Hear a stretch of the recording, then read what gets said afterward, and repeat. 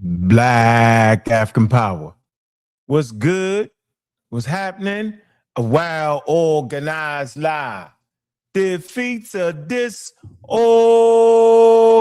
truth every time. Woo-hoo-wee. Man, y'all already know what it is, man.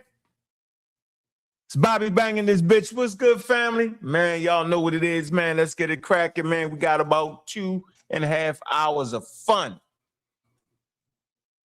Oh, what tangled web they weave when first they practice to deceive. Man, look, we was thinking about atheism. We was like, man, hold on.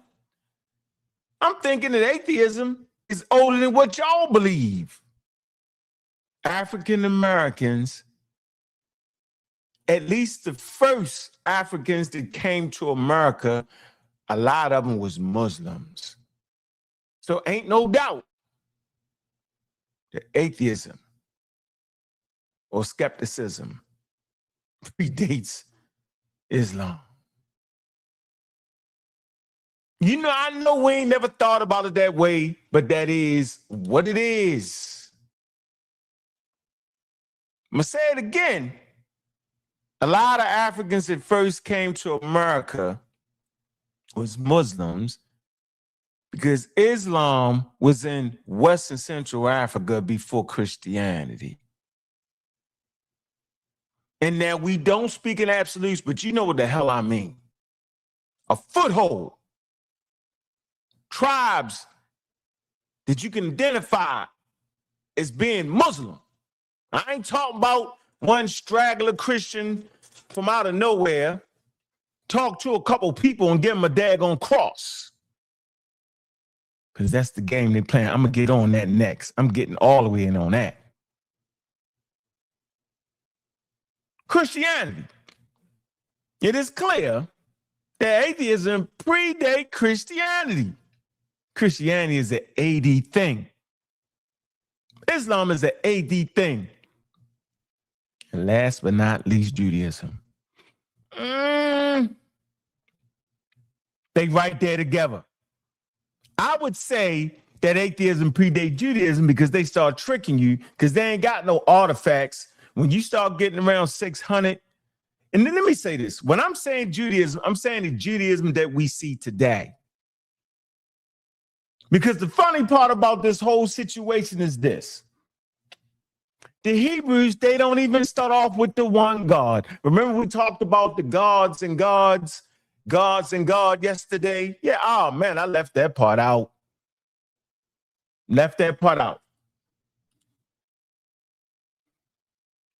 Judaism don't even start off with the one God. They mature and get into the one God. And I ain't made that up. You know how we say, look it up. Let the people come in the building, man. I see Juju, the serial killer. Juju was in the building early and often, man. What's going on with you, man? I wonder why African Americans act like what they believe is older than not believing. It's not. Because ain't none of y'all practicing traditional animism coming from traditional tribes, AE, Africa, South, whatever the hell. Most of y'all are outright Christians. Some of y'all are Muslims. A lot of y'all don't even practice Islam from Arabia. Y'all practice what African Americans made up via Nation of Islam, Nation Gods on Earth, More Science Temple. Atheism definitely beat all them. So I'm wondering why y'all throw so much fire at the African Americans that choose not to believe in none of that. So if I got to choose between what colonized Africans and what freed our mental state from the confines of mental colonization under the banner of their God, Germanic tribe, if I had to choose, man, I just go and I ain't believing that nonsense, man. because it's a cultural container of ideas and concepts, and it trap you right there in a framework. Indo-European stop, pop, P-I-E. Point blank. I just wanted to talk about how your mind think. And then African Americans dove out the pot of Islam, Christianity, and went straight into New Age. Atheism definitely got that beat. The mumble jumble mix. You know what I'm saying? Some of your fantastic elders, they mumble rapping you. Mumble bumble. They mumble mumble jumble New Age religion. Hopefully we can get some pseudo killers to step up and do some presentations on the New Age religion. It's New Age, you know, age of Aquarius. You know what I'm saying? Yeah, Pisces, the Christ consciousness, the conscious community comes out of New Age, Madame Blavatsky, Aleister Crowley, Sacred Wisdom of Tahuti. You know what I'm saying? All of that. Y'all got a nerve to say something to me. Big up to the serial killers. I see you, Miss Tiff. What it do? Omar Reed. What it do? What it do? What it do? What's good? Man, y'all got a nerve to talk about me, man. Knock it off. Knock it off, man. So y'all know what it is, man. But I want to kind of, before I get started into that one, because that's an easy one, I was looking at this debate and pseudo-cosmic Chris versus Genesis, Miss Genesis. And pseudo-cosmic Chris, he mentioned my damn name. Don't mention my name in the midst of getting slapped around by a sister. That's if you can stick your chest out. See, they always stick their chests out. And I'm like, man, leave me out of it, man. You corny anyway. But since you opened your mouth, I'm going to make you famous today. Yeah. Uh-huh. So, before we get started, man, we're going to gun them down.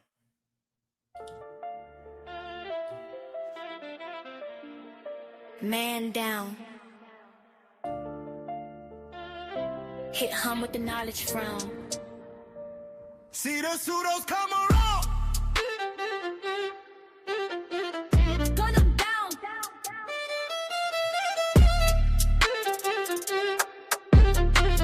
Force 'em down. See the pseudos come around. Gun 'em down.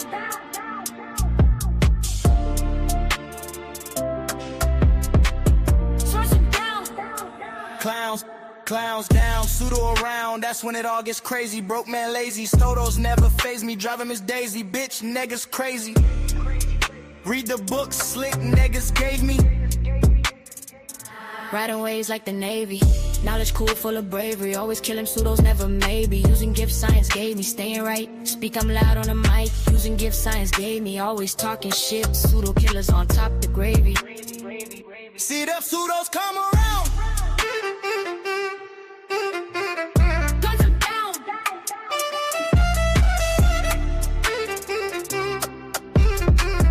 Force 'em down.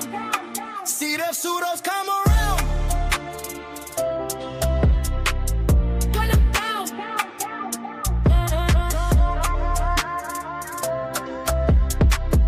Force 'em down. See the gun 'em down. Gun 'em down.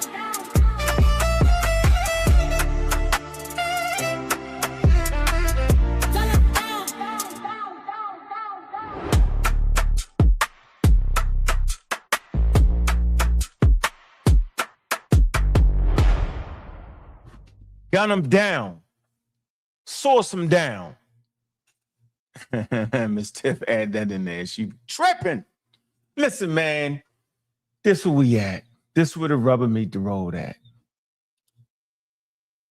If you're going to be loud on the mic, be loud on the mic and goddamn it, be right. Don't be loud on the mic and half crazy. Pseudos is crazy. Negroes can't read, they lazy. I'm always using the gifts that science gave me. Niggas in that backdrop glazing. It's amazing. That pseudo talk don't faze me. Man, y'all know how we do it, though. Here we go. All right. Let's get it in. Before we get to the lecture at hand, let me knock them out real quick. Pseudo Cosmic Chris. Cosmic. If your name is Cosmic anything, Cosmic 9 Chris, the 9 is for the completion of the universe, because 9 is the perfect number, 9, the last number, and all that. If you got that in your name, need to get it together. Now, I kind of showed some of this already. He look a little nervous too. He look a little nervous. Sister got him nervous. She nervous. Got him nervous. Is that a funny hat on the sister? No, ain't a funny hat. Okay, let's go. Already, like I said, I have 2 PowerPoints. This one, native species, research gathered by Cosmic Chris 9. So if you got research gathered by Cosmic Pseudo 9, you know he already in trouble. He already dove into the archives of foolery and nonsense. Let's see what he come with. So what I like to do is break down what everybody already knows. They claim we're homo. No, we don't already know nothing. No, they don't claim nothing. You late. You about 50 years late on what you even trying to sell out your mouth. Man, I'm just trying to get y'all game up, yo, because you know I got a lot of people on the challenge. Get it right, because you knocked out on your first slide. Homo sapiens sapiens, they don't even use that no more. Off the top of the dome, Homo sapiens sapiens, they was using that for Neanderthal because they thought Neanderthal was archaic Homo sapien. My good brothers and sisters, off the top of the dome. And then I can access, quote unquote, Encyclopedia Britannica. I read it 10 years ago. Let's finish here with this pseudo was trying to say he whacked out. And he loud on the mic. And he young. Man, you know what? I'm going to take a break for a second. Let me, look, y'all going to stop this. This is y'all going to have to stop. Y'all going to have to stop. They young. Just because you young don't mean you intelligent and smart. Don't mean that. Just because you old don't mean you intelligent and smart. Just because you went through all the battles don't mean you learned nothing from the damn battles. I'm tired of that. Y'all did that with that damn young Pharaoh. And that damn Nature Boy and all them niggas. And Platinum, y'all did that. And y'all paid me no mind. I could damn near go off a cosmic rant on how wild y'all was. And it was a lot of the women in the chat, leave the babies and all that. Nigga wasn't no baby. He was 24 going on 25 when I beat the brakes off of him. When the Amaral squad stomped him through the roof. We was out there on 125th. And the crowd was out there. We all remember in the moment, it was a crowd out there. And I was loud on the mic. Believe that. And I told y'all he's scamming. Nah, that's the baby. He's the new thing. And that damn Tasha K, I don't want to hear nothing you sound out your mouth, neither. Because you gave that nigga his real big first platform. Now all of a sudden, I told y'all, she ain't told us nothing. Nobody gave a damn when the nigga, him and a wild cone from the moon SETI, Sarah stupid SETI, he over there in the corner of YouTube somewhere right now. He know not to say my name ever again in life. He know better. He in the corner somewhere hiding. Still using the same presentations from 20 years ago. This nigga chose that nigga. You know why he chose him? Because he knew y'all was falling for it. We're on 125th. This nigga say he astro projected. Well, ladies and gentlemen, the nigga done astro projected and got stuck on the damn star system some damn where, and his damn feet came back and his fingernails. That's how far he went off into the deep void some damn where. He came back with long fingernails now. That's why I told I say, cut your damn fingernails. Because they're a little long. They about right here. The more you be adding some fingernail polish on it. Am I yellow? Man, that young pseudo, aka Buzz Lightyear, man, y'all went for that. That nigga ain't never had no knowledge. He was foolery. He said on 125th, he was a breatharian. The nigga say he don't eat no food. Y'all went for it. Right after we came off 125th, we seen the nigga sneaking in McDonald's.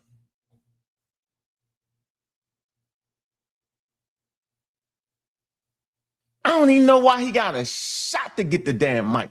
But y'all like the young and dumb. Y'all don't like the young and intelligent.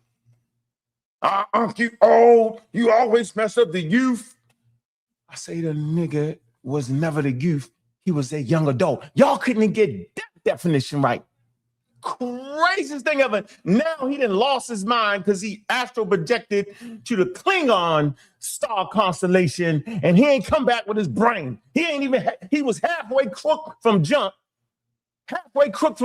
Now he gone. Now y'all, oh, look at him now. Whatever, nigga, I tried to tell y'all. Same thing with Nature Boy. The Nature Boy got life in prison.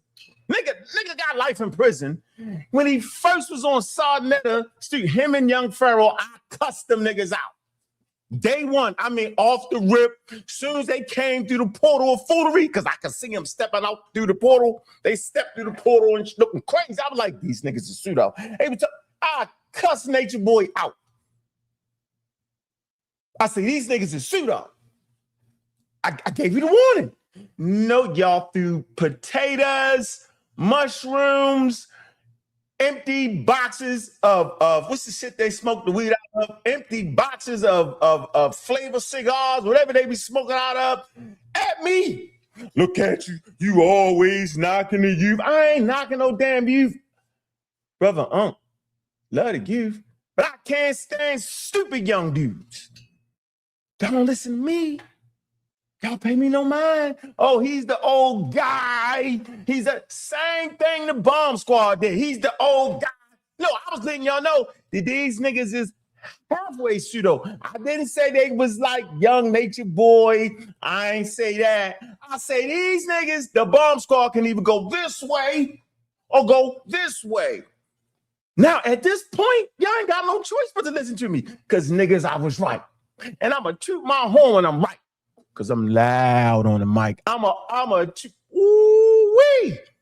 Boy, got y'all. Y'all can't say it. Matter of fact, don't even question no more about none of that. Take my word for it. When I'm seeing these dudes and sisters come through and tell me what they teaching, if I say they wild, they wild. If I say they halfway cooked, they trying to get there, then they trying to get there. I ain't made nothing up. And I want to use Young Pharaoh as a prime example. I want to use all these niggas as an example to show, nigga, I ain't been wrong about none of that. I've been spot on. Same thing with the pandemic and all that. Same thing. Y'all ain't never got us. You know why? Because we use science. Y'all might not have matured to get there. It's cool. Y'all might be going through the phases that I went through, that we all go through. That's cool. But shut the hell up. Calm it down. Or get source down, gun down. Because it's easy work, man. At a certain point, y'all gotta say, damn, yo. This is nigga like Tom Brady or something? This nigga ain't Luke. Right. Yeah. So listen, man. All we went through to give y'all accurate information to show y'all. My whole platform has always been based on just giving y'all tools so that y'all can be accurate in y'all approach to being able to fight against pseudoisms that might put you in close proximity with a cult. That's my only reason for doing what I'm doing. I ain't got no other reason for doing it. Seriously, yo. Love for my people. That's it. Seriously, all jokes aside. Man, I don't know. This core is crazy. Yeah, all jokes aside. Seriously, ain't no real complicated thing about why I do what I do, man. I'm giving y'all tools. I'm giving y'all vaccine. I hope you run and get scared when I use the word. Because that's shrouded in ignorance too. Oh my goodness gracious. That's all I ever wanted to do was give y'all tools so y'all can evaluate the foolery to come amongst you, but y'all would not listen. First of all, you can't stop human beings from voicing their opinion because they got every right to voice their opinion. So don't go blaming platforms from bringing them on for real. At the end of the day, if your platform is based off and allowing the community to speak, which it is, just like America, it's called freedom of speech. So since you got freedom of speech, you have platforms that allow people to speak, then of course you got to have a mechanism in place that can critique what the hell you listen to. Don't hate me, hate the damn game the game made me.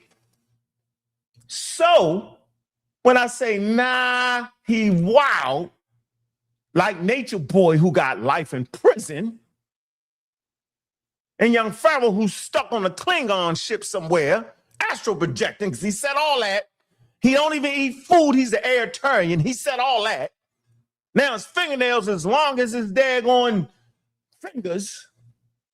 Yeah. I knew what I was talking about. When I said polite was wild. Oh, yeah, man, you talk crazy. Yaki Awakening is a nut. You listen to me? Oh, no, he got to die. Nigga, man, the daggone, right now you can look up diets in America, right? What they publish, and on that motherfucker is clearly fruits and vegetables. We've been knew how to eat fruits and vegetables. Light on the meat, heavy on the fruits and vegetables. That ain't nothing new to African Americans. That's a staple diet in Africa, fruits and vegetables and small game. Man, y'all, wow, y'all got tricked. Being a straight vegan is some white boy stuff brought to America. Try me on it. So y'all thinking these people's they ain't bringing on, they scamming y'all, and y'all refuse to listen. So I'm saying, should I have empathy? I'm gonna tell you what, I got empathy for people that are vaccine hesitant, right? People that are hesitant about colonialism, right? It's still being there. That are skeptical for the government.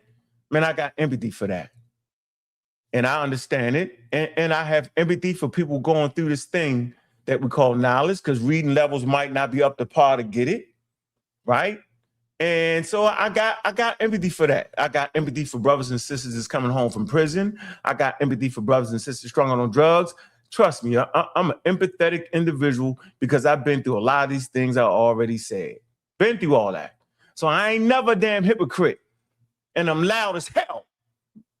All right? So I'm checking to make sure I ain't wrong. When I'm wrong, I'm the first to say, you know what, you got me. All right? So I do have empathy, and I do understand how the brain works. I got empathy for all y'all beliefs because I believe too. Y'all act like because I'm a non-believer that I don't believe. That's not true. Y'all made it up. I just don't believe in religion. I just don't believe in the gods or the God.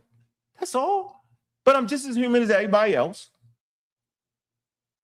But what I'm not empathetic for is somebody wrong as 2 left feet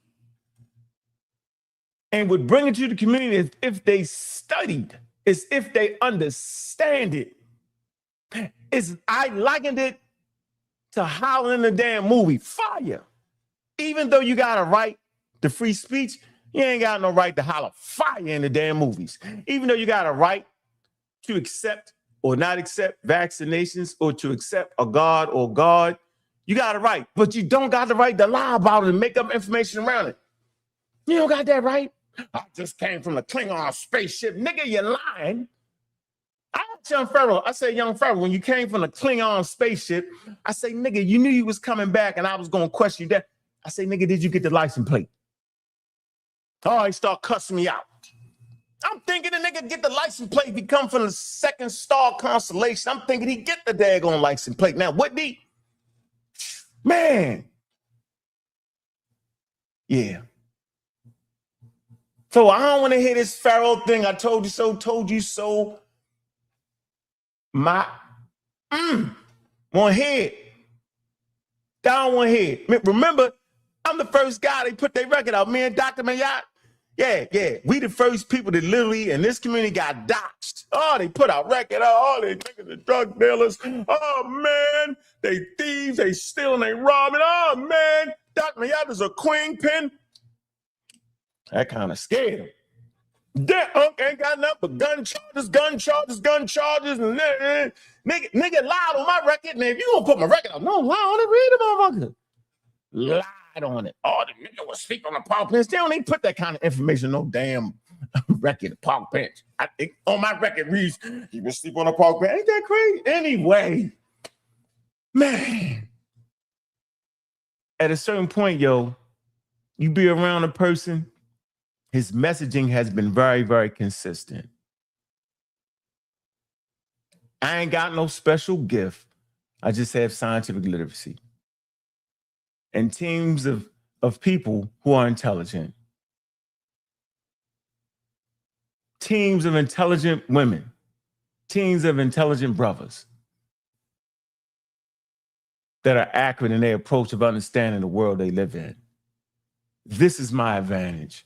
My advantage is not based off of just me. My advantage is that I have teams of people. I've always fought with teams. Y'all just see it manifest right here. I never take the credit for myself. I sit at the round table of information. And we've been telling y'all about these flim-flamming and scammers, and then y'all get offended. Yaki awaiting, and the nigga is scamming. Everybody know to eat some damn fruits and vegetables. The nigga learn some couple words. The not side, the fox side, and how the mic side, and boo boo. Nigga, just say vegetables, nigga, and fruit, and just eat more vegetables and fruit. Don't overeat and get exercise regularly. Just say that. No, he got magnets. Got a fake doctor's office with a magnet chair. You sit on the magnet and take all the impurities out your body. Yeah, we look at that interview we did with Professor Day. So I don't want to hear that young Pharaoh.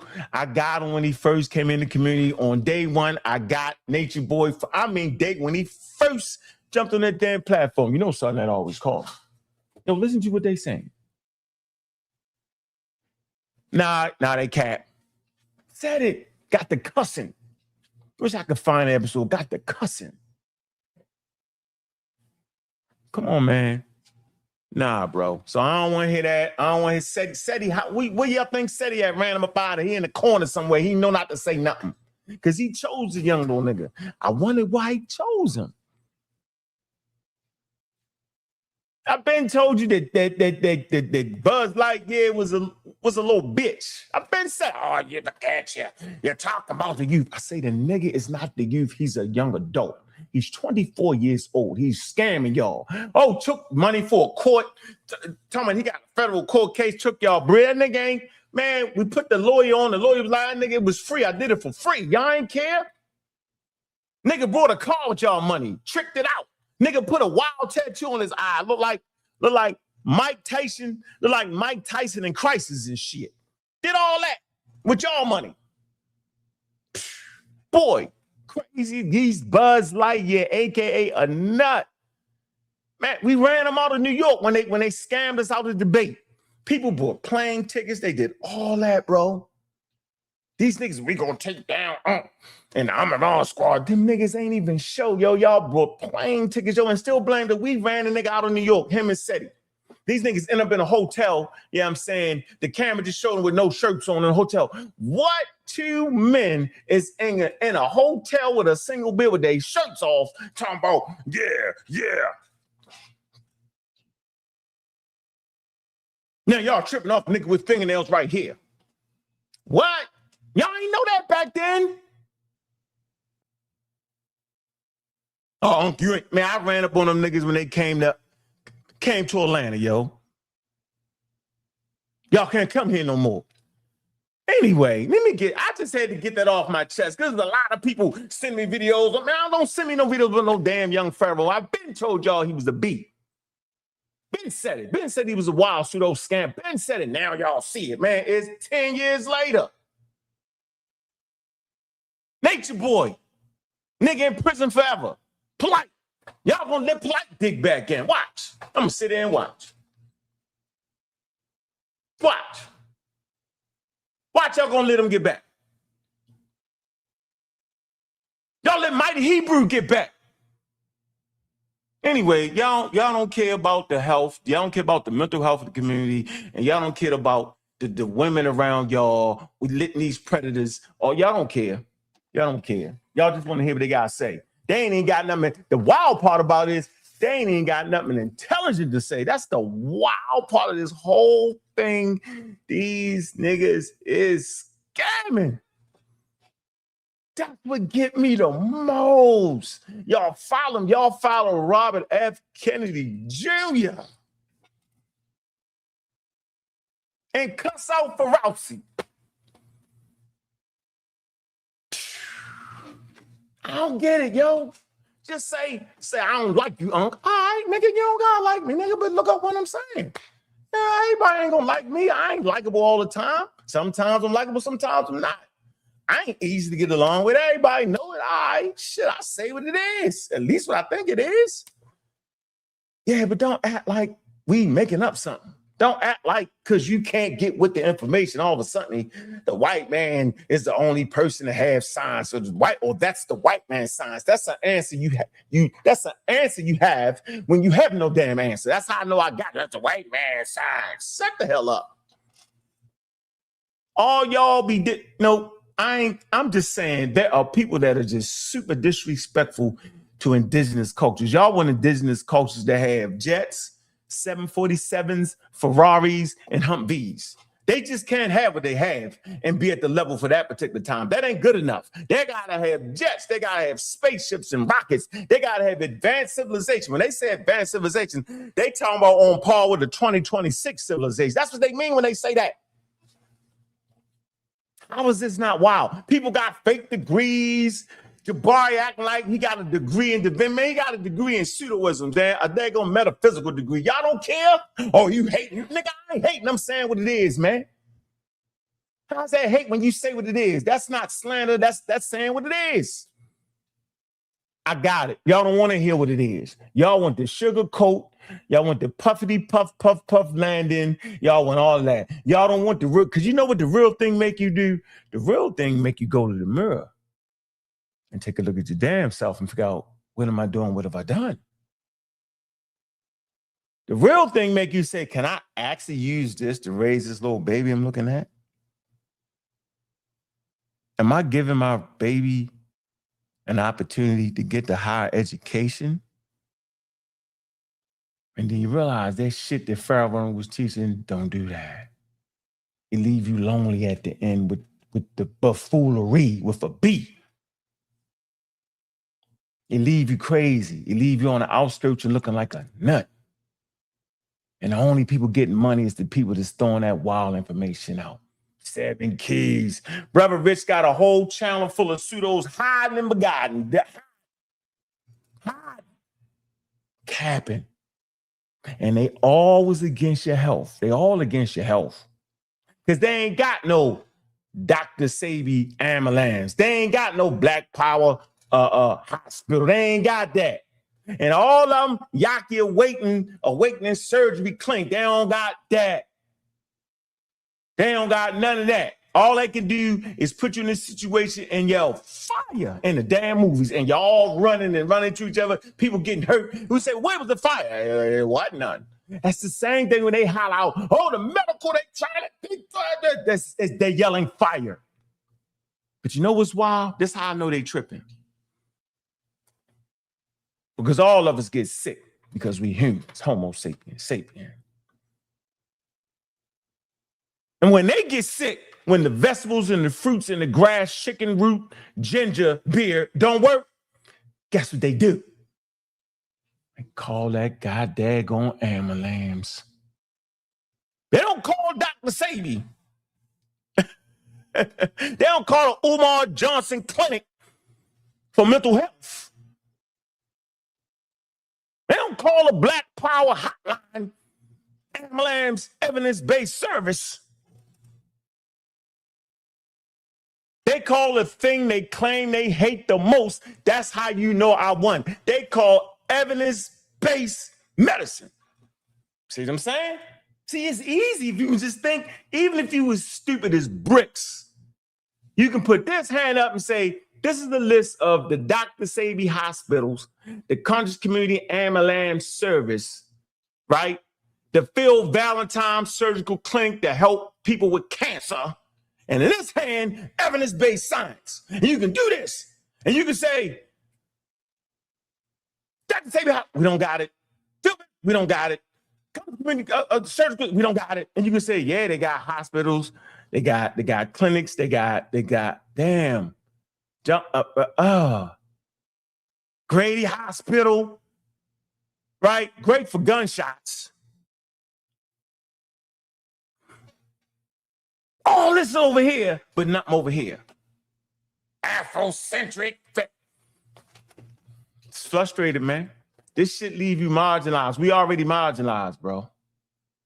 We already here, trying to get here, but y'all putting this out the game on purpose. Like I said, I got empathy. I got empathy for ignorance because we're all ignorant on something. And then they get mad at that. Then they can't understand sentence structures and words and small words and can't read dictionaries and all that. And then loud. Watch this nigga right here. Anyway, I ain't finished with the Pharaoh. I'm going on the Pharaoh. I swear I am, yo. I am. Yeah, let me do this. Yeah, man, boy, I tell you. Make it a little bit bigger. Let's see. All right. Homo sapiens sapien. A lot of people don't even know what the hell that is. They don't even use that no more. Let's hear him. They don't use that no more. Homo sapiens sapiens. I claim, and have for a while, that we are a native species. What? That's that young Pharaoh shit. I'm trying to tell you, yo. Man, y'all need to boo him off the stage, yo. Watch. They claim we're Homo sapiens sapiens. Who the hell is the they? You mean a scientist, the anthropologist? You mean the geneticists? You mean those who study biological human evolution? You mean the ones that go to school for 8 to 10 years? You mean the ones that study the subject? You mean the ones that put money behind it? Or you, nigga, you put up $5 to get some PowerPoint shit that you got for free? You? But since you young, they going for it. They in his damn 30s. You know black people don't crack. Let me keep going. I claim, and have for a while, that we are a native species. Now, we are natives. No shit. Homo sapiens sapiens is native to planet Earth. Homo sapiens sapiens is native to all land masses on planet Earth. He ain't say, think he said, I said something slick. I ain't native, man. Shut the hell up. In the middle of a day, big up to the barbarians. You catch them on Facebook. You know, I'm a pseudo killer to the day I die. Homo sapiens sapien. Homo sapiens sapiens is the name given to our species if, keyword if, we are considered a subspecies of a larger group. This name is used to those or by those that describe the specimen. He can't even look. Homo sapiens sapien is the name given to our species. Cap, if we are considered a subspecies, cap, of a larger group, this name is used by those who describe the specimen of Hithro Ethiopia as Homo sapiens adultu, or by those who believe that modern humans and Neanderthals were members of the same species. They not members of the same species. They members of the same homogeneous. Just off the top of my head. Neanderthals were called Homo sapiens Neanderthalis in this scheme. What? No, Neanderthal was called Homo sapiens sapien. They was thinking they was archaic form of Homo sapiens, bro. I'm gonna bring a source. From here to Ethiopia as Homo sapiens, or by those who believe Head to what? Head to Ethiopia. Hit the road. that modern humans and the Neanderthals were members of the same species. The Neanderthals were called Homo sapiens Neanderthals in this scheme. That comes from the Australian Museum. Hey, man. I'm get him out the way early. His whole presentation is done. Homo sapiens in anthropology and paleontology, the subspecies of Homo sapiens. I'm gonna say it again. Homo sapiens sapien is actually the subspecies of Homo sapiens. They used to think that Neanderthal was a subspecies or archaic species of Homo sapiens. That consists of the only living members of genus Homo. Modern human beings traditionally, this subspecies designation was used by paleontologists and anthropologists to separate modern human beings from more archaic members, of the Homo sapiens. Homo sapiens is thought to have evolved sometime between 160,000 to 90,000 years ago in Africa, before migrating first to the Middle East, Europe, Asia, Australia, and Americas. So even if you read a real source on it, it's going to show how humans migrated and ended up in the Americas. So he ain't even got a source that could even remotely back up what the man is saying. Then they say currently, Homo sapiens is the only widely accepted subspecies of Homo sapiens, and the necessity of this designation remains a matter of debate, since traditional taxonomic practice subdivides a species only when there is evidence of two or more distinct subgroups. Several species of Homo sapiens have been proposed. For example, the Swedish naturalist and explorer Carl Linnaeus. Don't you say it out your mouth, indigenous crazy man. See, I told him about Carl Linnaeus. Use a lie. It's in the 10th century edition of his sa.neter. That's in 1758. We shouldn't be using nothing from 1758. It's classified modern human beings into 4 subspecies according to geographical origins: Homo sapien Asiaticus, Homo sapien sapien Europeanus, Homo sapien sapien afar, and Homo sapien sapien Americanus. Linnaeus' classification was later discarded because of the recognition of the racial prejudice. See what I'm saying? So all y'all running around screaming, howling, quote unquote, the Egyptians black, you in that wild racist hierarchy, my brothers and sisters. Prejudice, it says, an outdated notion of European superiority implicit in his taxonomy. And because of the discoveries that only superficial differences existed between these groups, it's only superficial differences that exist between people that live in Asia, people that live in America, people that live in Africa. Superficial, like skin color, hair texture, and sometimes that's superficial, man. Y'all don't get that though, because you're in a wild community listening to quote unquote Buzz Lightyears, nature wild boy, and the rest of them, and wild elders that promote this nonsense. Let me say this real quick. And actually, to me, for a person to be an elder, they got to be fluid in what the hell they trying to say and what they trying to talk about. Their character got to be there to a certain point.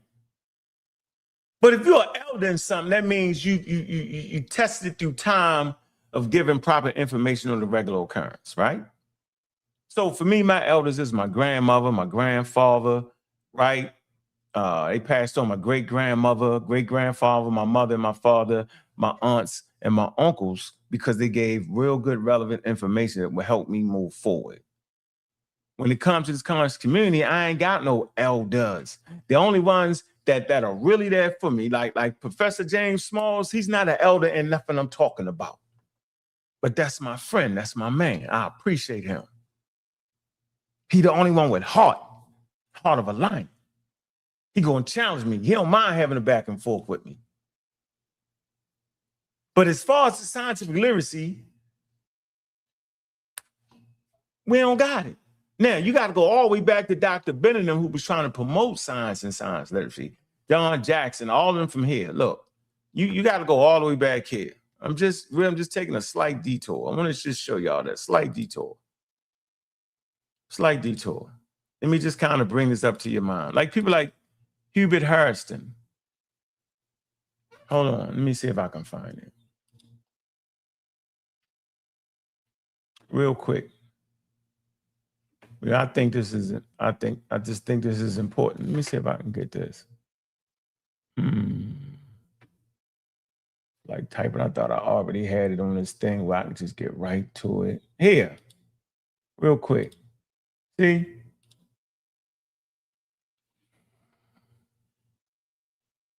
See that? That's the Harlem History Club. Was a study circle founded in Harlem in 1930, based at the Harlem YMCA. Willis, Nathaniel Huggins, John Jackson, Joel A. Rogers, Robert B. Moore, William Hansberry, and the late, great John Henry Clark, yo. All right? Kwame Nkrumah. All right. Now these cats, man, they was using academia, but yo, this is the 1930s, man. And then y'all got a problem with time and accuracy and timelines and geography. And so it just make my job harder, man. Y'all just need to get a map and stare at it. Look at timelines. And so any information you're using from these brothers that started in 1930s, yo, it's officially out of date, bro. Right? And the reason it's out of date because a whole lot of things have changed. They was just trying to get they hadn't even had the 4 statements on race in 1930. You don't get the 6 statements on race from UNESCO until around 1945. And that's after the Great War. And for all y'all that don't study history and wars, the Great War was considered World War II, where Hitler tried to literally take over the world with racism, white supremacy, thinking that he had the master race. Based off of pseudoscience. This is during a particular time of scientific racism. Y'all think scientific racism means science. No, scientific racism really is talking about pseudoscience. When they actually taught pseudoscience at Harvard and Yale. I say all that to say that I pushed for this, but y'all threw tomatoes at me. These are the only ones with books that got sources in it that you can go back and look at it, but they was outdated when I was bringing Dr. Ben work and Joel A. Rogers and all. They was all out of date when we got it, at least by 30, 40, 50 years, 60, 70 years, man. So I'm not throwing no slight at them, but I never was going by way of the pseudo. Anyway, I just wanted to show y'all something. I think this is important to know why I do what I do, and these will be the elders of what I'm doing. That's the foundation I stand on because it don't crumble. You just replace the stuff they got wrong with things they got right and build from that. It's called standing on the shoulders. I'm going to make this clear. You cannot stand on the shoulders of a deck of cards because it's going to crumble as soon as you step on it. But if it's solid means it's accurate. You can stand on that. My guy say that slow. Because if I say it too fast, y'all gonna lose it. But this guy right here, I'm telling you, he's a quack. Oh, you talk about you made 30-something years old, man. Giving a lecture high already. Are you knocking people? Now I ain't knocking nothing. I'm saying, man, don't get up here with no slide presentation in green and talking crazy. Don't make no sense. It's not clear. No accuracy. And then don't say my name. Yeah, what we teaching though? What we teaching? We talking that Homo sapiens sapien ain't using that no more. All right. And let me just get right here and verify what I'm saying. So we talked about Carl Linnaeus, Systema Naturae. He wrote his classifications and they said it was racist because he was acting like they were 4 or 5 different races. Bull crap. They say other groups have been classified. Watch this. This is important and essential and germane to his slide. Other groups have been classified as subspecies of Homo sapien, including Neanderthal. See? Homo sapien Neanderthal. See that? They thought it was a subspecies, which most researchers later reclassified. See, they reclassified it. Supernova, super clown, super cosmic, pseudo. So why did you bring this a slide with information that's been reclassified? Because he's a damn pseudo and they easy to get, easy work. Other groups have been classified as subspecies of Homo sapien, including Neanderthal. Homo sapiens sapien neanderthalis, which most researchers later reclassified as what? The species, because they're a separate species called what, yo? Homo neanderthal. Homo neanderthalis.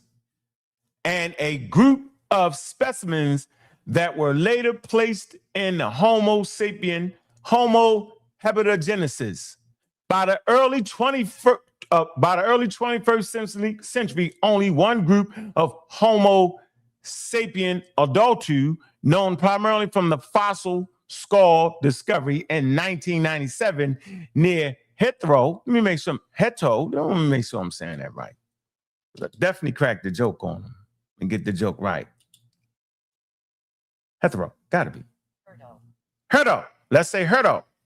Herdo. That's how you say it right. Herdo, Ethiopia.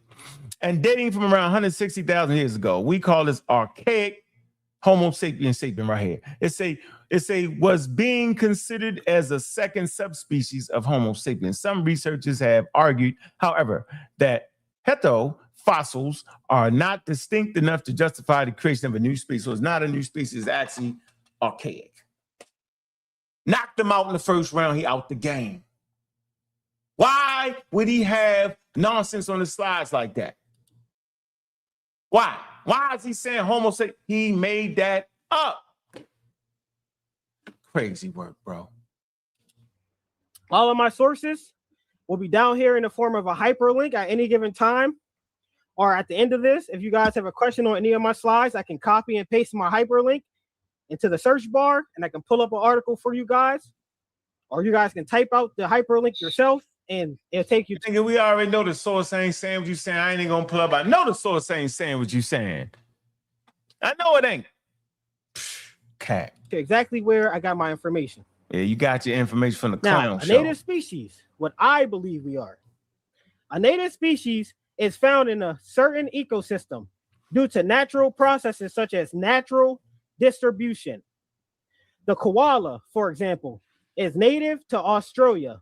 No human intervention brought a native species to the area or influences spread to that area. Native species are also sometimes called indigenous species.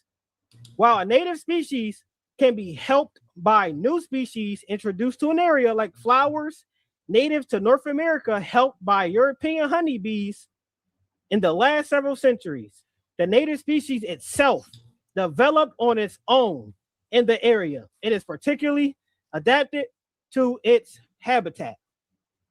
Now, from my research and what I truly firmly believe inside of my heart, what? We have popped up all over this planet. There's evidence surrounding us that shows up all over this planet. Inside of my heart, we don't care about what's inside of your damn heart. In my heart, she loves me. And then she go cheat on me. Science does not care about what's in your heart, what you believe, how you feel, your emotions towards it. It deals with the data. So in his heart, he believes that Homo sapiens sapiens is native. Yeah, no shit, Charlotte. They definitely native the planet Earth, and they definitely traversed all the continents in the world. Boy, I tell you. Boy, I tell you. Boy, I tell you.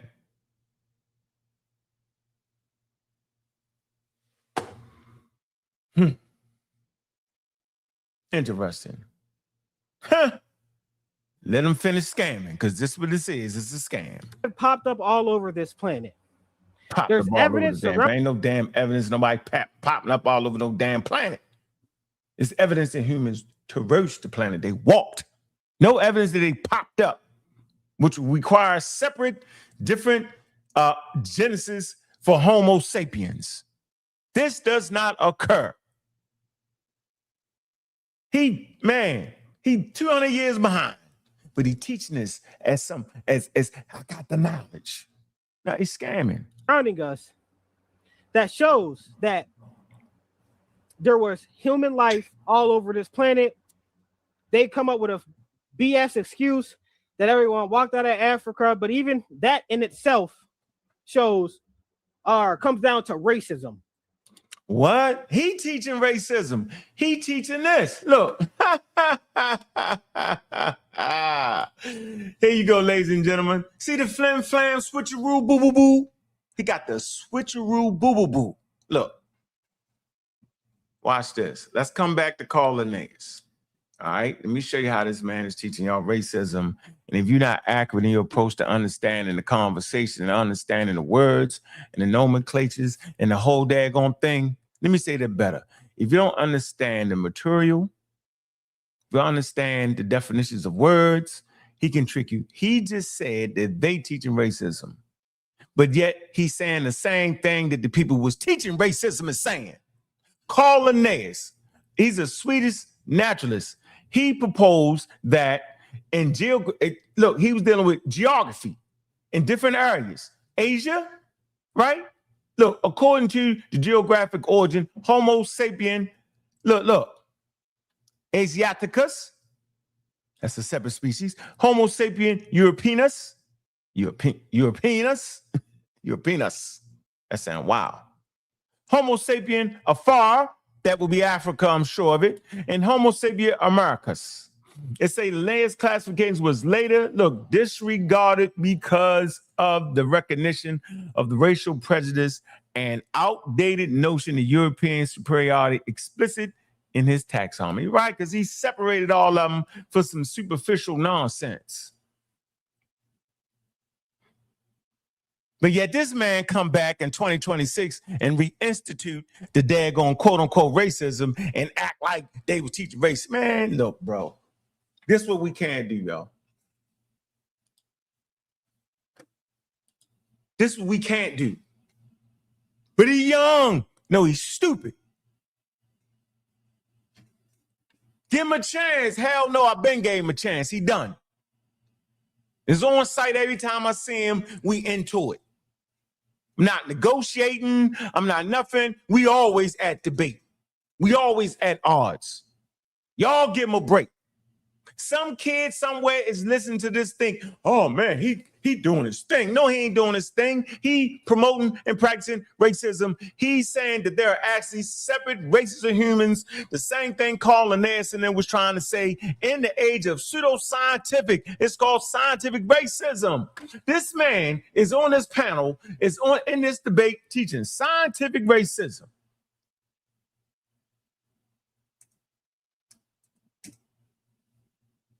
Look, what is scientific racism? What is scientific racism? Here we go. Why don't you use something? I ain't using nothing else. I'm always use this because people can't read. Need something real simple for you. Scientific racism. Here you go. Scientific racism, sometimes termed biological racism, is the pseudo-scientific belief that the human species is divided into biological distinct taxonomy called races. Yeah, you know, like they popped up in different places. Yeah, like there ain't no connection to each other. Yeah. I'm gonna say it again. Scientific racism, sometimes termed biological racism, is a pseudo-scientific belief that the human species is divided into biological distinct taxa called races, and that empirical evidence exists to support or justify racial discrimination and racial inferiority or racial superiority, bro. It say before the mid-20th century, scientific racism was accepted throughout the scientific community, but it is, look, this way y'all misuse it, but it is no longer considered scientific. The division of humankind into biological separate groups, along with the assessment of particular physical and mental characteristics to those groups through constructing and applying corresponding explanatory methods, is referred to as racism. So y'all be practicing racism when you try to distinctly make the Egyptians black. Y'all practicing racism. And I said it. Racial realism, hold on. Race realism or race science by those who support these ideas. Modern scientific consensus reject this view as being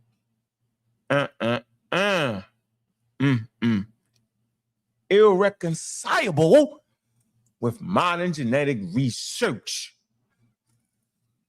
Genetics is the study of genes. Genetics, variation, hierarchy in organisms, heredity in organisms. Coming from Greg Mendel. Right, he on a panel teaching racism, calling them racist. They don't even do that no more. He's outdated. He's in the 1920s. He's spitting off Carl Linnaeus. He running his mouth and he loud on the mic. Crazy work. Man, now you have 300, where you at? They moving 300 million years. And they're going to try to tell us, which I will prove later in another slide. They ain't proving but nothing. You cannot agree that with the out of Africa theory without agreeing with Charles Darwin and Francis Galton and their racist ideologies. Francis Galton.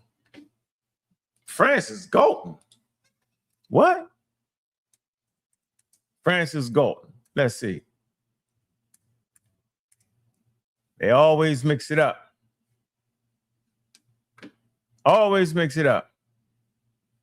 Francis Galton. You don't even know who Francis Galton is. Charles Darwin's second cousin was scamming. was definitely, hold on, Francis, I got the name wrong. Oh, I'm messing it up. Let me get this right. Hold on, let me get this right. His whole presentation is wild. Scamming. Completely scamming. Let me see if I can get to it. Let me see. I think it's somewhere down. Shit. Let me see something. Hold on. Francis Galton, career, personal life, awards. Redirected. Eugenics. I gotta go to eugenics. Let me see if I can find this in a eugenics article. Damn. I want to show you the connection to Charles Darwin. Did everybody mess up? They didn't probably redid the daggone article. Let me see. History of eugenics. Ancient medieval origins. Eugenics. Ancient medieval. I don't want that. Damn. Shoot. Man. Oppose. Man. Hold on. Nazi gen. Hold on. Damn. They didn't change up the daggone. I used to just go there. Well, they didn't upgrade a whole lot of stuff. Let me see. Charles Darwin, let me see. Damn. History of eugenics, I don't want that. Plato, academic origins. The term eugenics and its modern field of study were first formulated by Francis Galton in 1883, directly drawing on the recent work delineating natural selection by his half-cousin Charles Darwin. He published, conclusions chiefly let me see. Galton himself defined it as the study of all agencies under the human control, which can improve or impair the racial quality of future generations. The first to systematically apply Darwinism theory to human relations. Galton believed that various desirable human qualities were also hereditary ones, although Darwin strongly disagreed with his elaboration of his theory. It's found right here, the academic origins of it. First of all, Darwinism appears after Darwin. First point. That can be very confusing, but this is the line in question here. The first to systematically apply Darwinism theory to human relations, Galton believed that various desirable human qualities were also hereditary ones.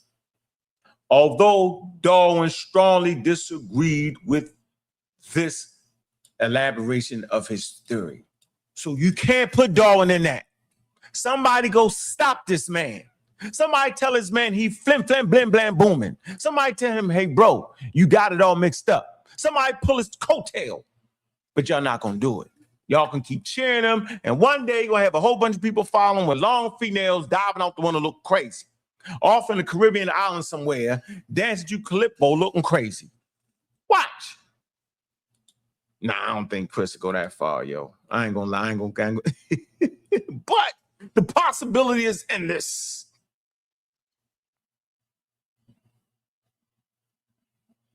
Huh. Yeah, he had war. And he's wilded out. He ain't in no damn war. He had war with his damn self and misinformation. We'll skip this one. This one is, I'll come back to this if need be. Yeah, we'll skip that. Skip what that. What is Gaussian's distribution? It is the normal distribution. A normal distribution, also known as theorem. We're gonna talk about the theorem with mathematics. That theorem deal with mathematics. He's gonna mess all that up. All right, he thinks this some kind of way refutes evolution. It don't. Not at all. It's dealing with mathematical statistics, right? You know what I mean? Dealing with arm sizes and like, come on, man. All right, so that slide he talking about, don't prove nor disprove. Damn evolution, yo. All right? It's statistical explanation from measurements influenced by small factors, y'all. You know what I'm saying? And it often forms a bell curve shape. And this man used this slide as if he knew what he's talking about. Gaussian distribution. So basically in biology, traits such as height, body mass, beak size, many approximate this pattern because many genes, environmental factors influence the man. Evolution can then change that distribution. See, he don't even understand that. Directional selection shifts the average. Stabilizing selection reduces variation around the average. Disruptive selection favors both extremes. Genetic drift can change distribution randomly. He don't know all that. So most important to what he think he talking about, what he don't, is the bell curve says nothing by itself about common ancestry, mutation, inheritance, and natural selection. Or speciation. You don't know what speciation is. Speciation, how we get new species, called speciation.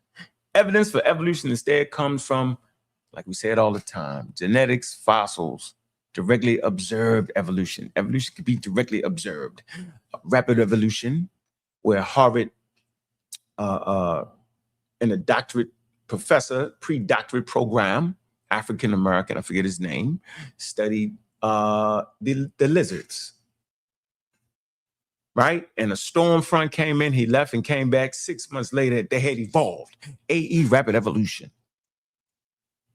Right? So we learn it through genetics, fossils, directly observed evolutionary chains, comparative anatomy, dealing with comparing anatomy. That's why we can compare the anatomy of a fish with modern humans and understand that the human body is a suppository of everything it came from by studying comparative anatomy and biography. Okay? So anyone using this slide right here to disprove evolution is confusing statistical patterns with biological explanations, man. But yet y'all cheer this man. He young. No, he's stupid. I don't even like using the word he young. He's just stupid. He's just a stupid human being at this point. Oh, why are you being hard on man? I've been talking to this man for 2-3 years, man, and he get worse, and he come up with the same slides. I ain't got no empathy for him because he loud on the mic. Remember, I told y'all that, right? If you loud on the mic, you better be right. You better be at least close to it. Crazy. Ah, man, I'm going to drop that link, and everybody think they sharp. They ain't even going to jump up. They ain't going to hit that. Nope. They ain't going to hit it because we about to get into the thing at hand. It's atheism older than Islam, Christianity, and Judaism. Gaussian's distribution has a bell-shaped curve, and it is symmetrical around its means. Oh, man. The natural They move forward. What the hell are you talking about? What is so special about Gaussian's distribution? Why do we find Gaussian's distribution almost everywhere? I don't want to hear it. Foolery. When I ask the same answer, are humans and nature the same? Are we the same? I would like to ask her that, but like I said, I got to save it for the humans are part of nature. Humans are part of nature. Humans live in nature, a part of nature. Humans are affected by the natural phenomenon produced by nature. Nature produces human beings. What the hell is he talking about? Time to ask my questions. How does it help him? I'm sure she would agree, just like Unc agreed when I brought the information to him that we are the same as nature. Unc agreed with my question. Throw my name in there. But I'm sure she would agree, just like Unc agreed when I brought the information to him that we are the same as nature. If anyone says humans are not the same as nature or a part of nature, then we're unnatural, and that's what they really think of you. Now, where do animals come from? Because animals and nature are a part of nature. Is it me? Native species is found in a certain ecosystem due to natural processes such as natural distribution. The koala, for example, is native to Australia. No human intervention brought a native species to the area or influenced its spread to that area. Right. like Europeans brought rats to America. Rats that came from England in that area. They introduced that particular rat into America. So it wouldn't be indigenous to America, that particular rat. Native species are also sometimes called indigenous species. This is from the city of Njaro, which is a city website of a city that's inside of California. So this comes straight from a city official website. A city. What city, Negro? A city. What city? A city. Yeah, all right. Are humans and nature the same? The British scientist James Lovelock, working 70 years later, understands the organism. Or intimately connected, separate you all through the same time via the bell curve, which is a mathematical formula. And I already read that whole thing about to explain to y'all. This ain't got nothing to do with disrupting or debunking evolution, but he think it do. He's using that to debunk evolution, y'all. Incorrect. Everyone knows the language of the universe is mathematics. What? Is that a metaphor or something? Can he explain that metaphor? Nope.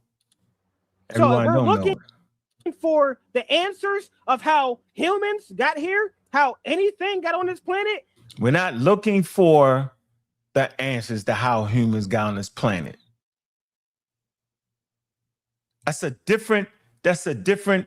That don't got nothing to do with evolution. Evolution has absolutely nothing to do with how humans got to the damn planet. Evolution has all to do with what happens once life get to Earth. Evolution talks about what happens, answers the question, why is it that life on Earth is so diversified, but yet has a common origin?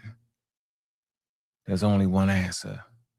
Why is it that all organisms share DNA? There's only one answer. Why is it that chimpanzees and humans share 98 to 99% DNA? There's only one answer. That answer is life evolved on Earth. That answer is Charles Darwin theory of evolution. That's the answer.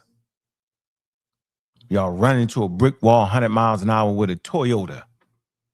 Unmovable object at this point.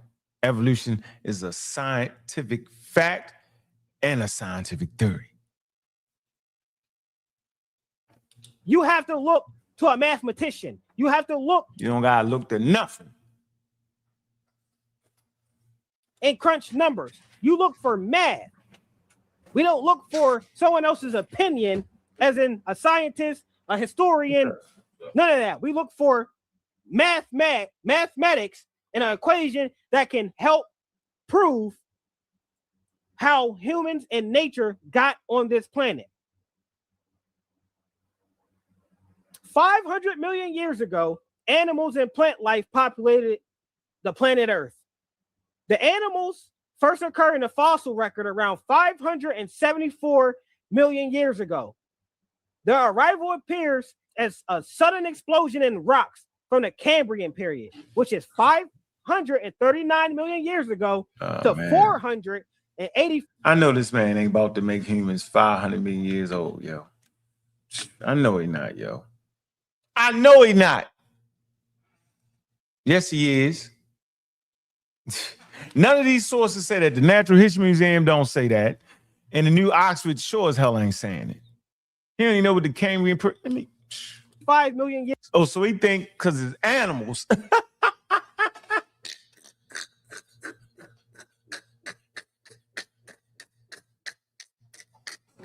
This man, I don't even know if he recognizes humans as animals, first of all. He ain't recognize them as the animals that we talking about. He got some wild animal. I don't know. But this man think because he see that we're an animal, that mean humans, yo. What is going on, man? Come on, yo. Really? Years ago, and seems to counter the typically gradual pace of evolutionary change. New Oxford University. What? Let me see. Animals first occur in the fossil record, and it does not exclude them having ancestors, neither, for the record, y'all. And they ain't talking about finding fossilized bodies, neither. It's another thing. Around 574 million years ago, their arrival appears as a sudden explosion. First of all, the word explosion is wrong. All right, that's wrong. That's 500 million years of transforming and evolving, ladies and gentlemen. The word explosion trick you, just like the word big bang trick you. And that ain't what it is. Explode. So he thinking it exploded out of nowhere. That's what he thinking. Explosion in the rocks from the Cambrian period 539 million years ago to 485 million years ago, and seems to counter typical gradual pace of evolutionary change. Seems to, but it don't. The data and analysis show that plant life began colonizing around fire. He thinking trees and shit. Ain't no damn trees at 500 million years ago during the Cambrian period. We talking about spores. Spores. Around the same time as the emergence of the first land animals, these studies are also improving our understanding of how a plant family first, whatever, man. He don't even understand the shit he got on the slides. New data and analysis shows that plant life began colonizing land 500 million years ago. During the Cambrian period, around the same time as the emergence of the first land animals, these studies are also improving our understanding of how the plant family first evolved. Natural History Museum, which is located in the UK. It's located in the UK. Look, listen, man. So first of all, the title of that slide, is misleading. The heading itself is misleading because it mixes several different evolutionary events. Let's get that straight, We trying to figure out what occurred around 500 million years ago. Hold on.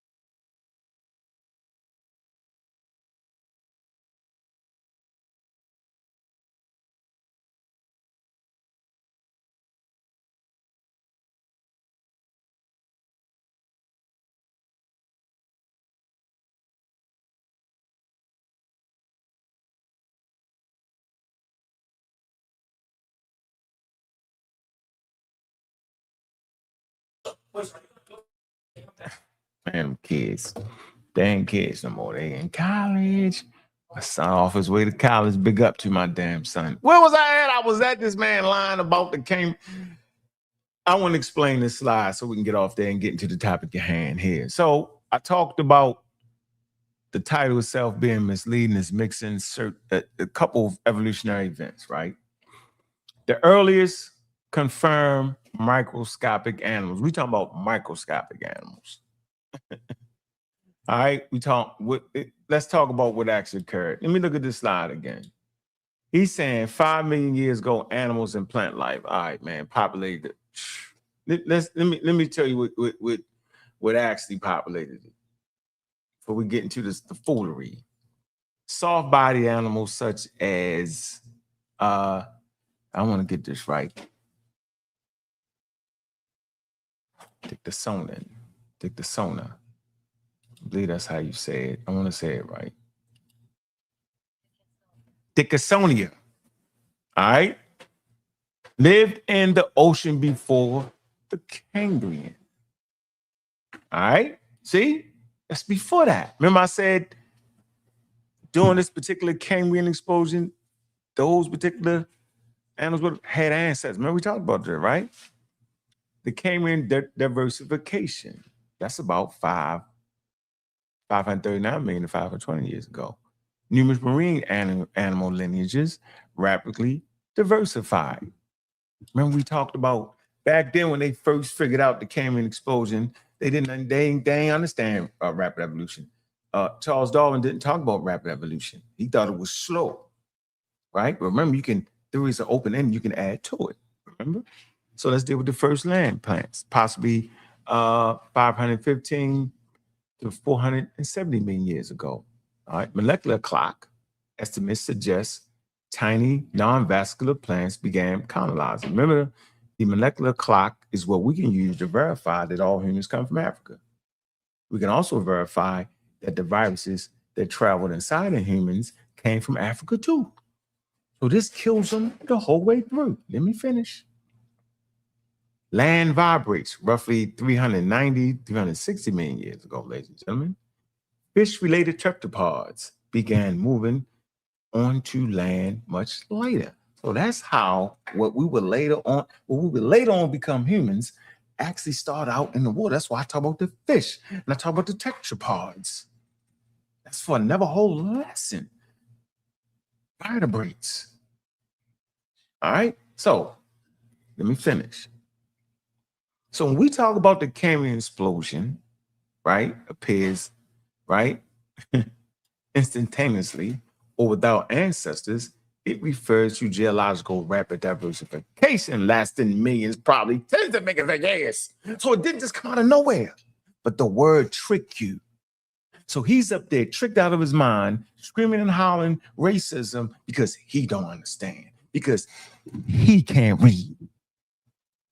So let's talk about most of the Cambrian animals are clearly marine. All right, they increase visibility in the fossil record was partly because of the evolution of shells, exoskeleton, and fossilized more readily. Larger and more complex bodies increase oxygen, ecological interaction, predator-prey evolutionary competition, right? That'll give you competition, predator and prey. They evolve to evade or to learn how to attack better. Okay, exceptional fossil preservation conditions. Animals were also present during the preceding Edurian period, right? And we have an Oxford study, right, cited in the slide, right? It investigates whether still earlier animals might be missing because of soft bodies rarely fossilized. It did not conclude that the animals were suddenly created during the Cambrian age, which he did. So that study he's using to actually witness against himself. This is what I'm talking about.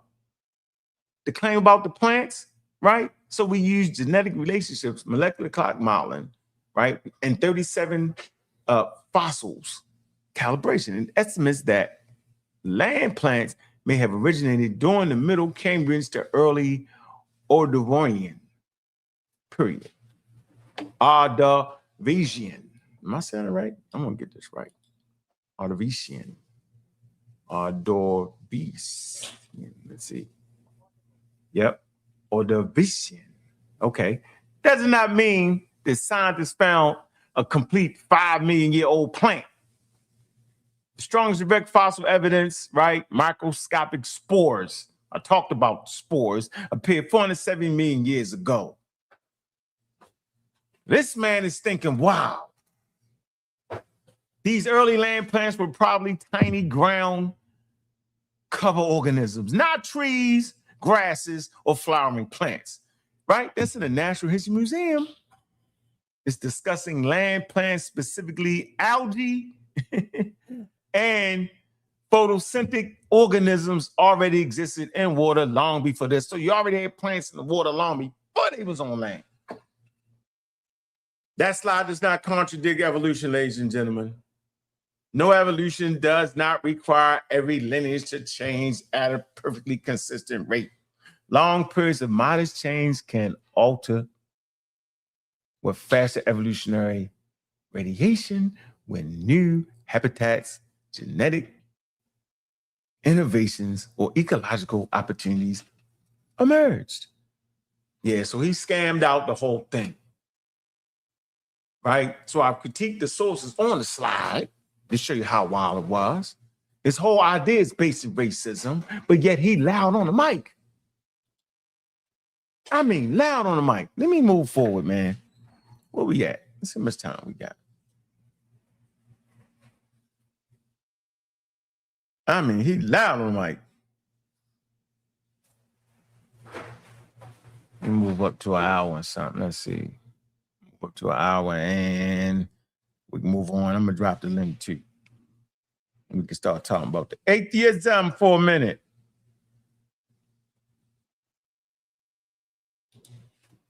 All right. North America. So I'm gonna stop sharing that one. And now she also talked about how we all like really came out of Africa. We all descend from Africa. Well, guess what? There's a group of people who never been in Africa, but their DNA is prevalent in African Americans and Europeans. And what is he about to say here? What does you think he about to say? everyone else, you know what they're called, the Neanderthal. Now, if Unc was here, he would try to give you some BS run around story about how the Neanderthals weren't fully human and this and that. So now BS run around. Now, if Unc was here, he would try to give you some BS run around story about how the Neanderthals weren't fully human. That's a lie. Neanderthal was fully human. They was human. They just was a different species of human. Not giving no run around story. That's all sort of stuff. It's called Homo Neanderthal, you nut. That's what it's called. You got to run around mumble jumbles, bumble. You out of your mind. You loud on the mic. But yet you mention my name. I ain't your competition. I'm teaching. You in the middle of a damn debate, to which the sister did a good job, getting slapped around, mentioning my damn name. Really? Yeah, but y'all let this go on, yo. Y'all cheer this man. And this and that. So now I'm going to share my screen. It's a video we're going to watch. This, I want you guys to let me know if you can hear the video, because they break down how Neanderthals are humans. Just because Neanderthal are humans, you nut. Why is you showing a video proving that Neanderthals are human, and we already agree that Neanderthals are human? They just a different species of humans. He gonna show us a video that beats him up. That beat up, remember that position he had of Homo sapiens sapien? Remember that position he had? Remember that? Y'all can't make this up, man. Anyway, I don't even want to show the damn video. Let me see. Let's see. But if you look at Homo erectus, there's the skeleton, completely human. Has some distinct features, just like all of us have distinct features, especially among different people groups when we separate the gene pool, like after the Tower of Babel, but completely human. The Tower of Babel, what did it say? That's a, man. Where did you get the video The from? skull size of Homo erectus fits within the normal genetic variation of humans, around 1,000 cubic centimeters. So Homo erectus is just 100% human. Homo erectus 100% human. Mm-hmm. Yeah, we agree. They all humans. Now the question is, what do the hell they mean by humans? We don't know, but they definitely in the homogeneous family. Homo erectus, listen to the words, Homo erectus. They're humans. 100% humans. I don't know about all of the. I don't know about all the 100%. The Homo sapiens are 100% human. I don't know about all that, but they're humans. They're humans. They're just as human as Homo sapien. They're just as human, ladies and gentlemen. They just a different species of human. So this man is using information.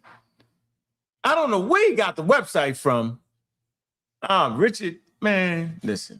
That leads us to the Homo sapiens. Our direct ancestors, according to the theory of evolution, which is Neanderthal man, Cro-Magnon man, a few others too. We're just going to talk about Neanderthals real quick because they're just so popular. Neanderthals, that's what the Geico caveman's supposed to be, in case you didn't know. So, if you can see that, he showed how the brain size is so similar to humans. He showed how the body structure is so similar to humans. And this is what a Neanderthal literally would look like. All right, man. He's using a Geico commercial. I'm done. I'm done. I quit. I used the Geico commercial. And this is what y'all in. That young fella used the same thing. This man told me, yo, that he boarded the Klingon ship and had a conversation with the Klingon. I had to ask him, boy, did you get the license plate? I astro projected. This man said he was an Aritarian. All that same type of verbiage.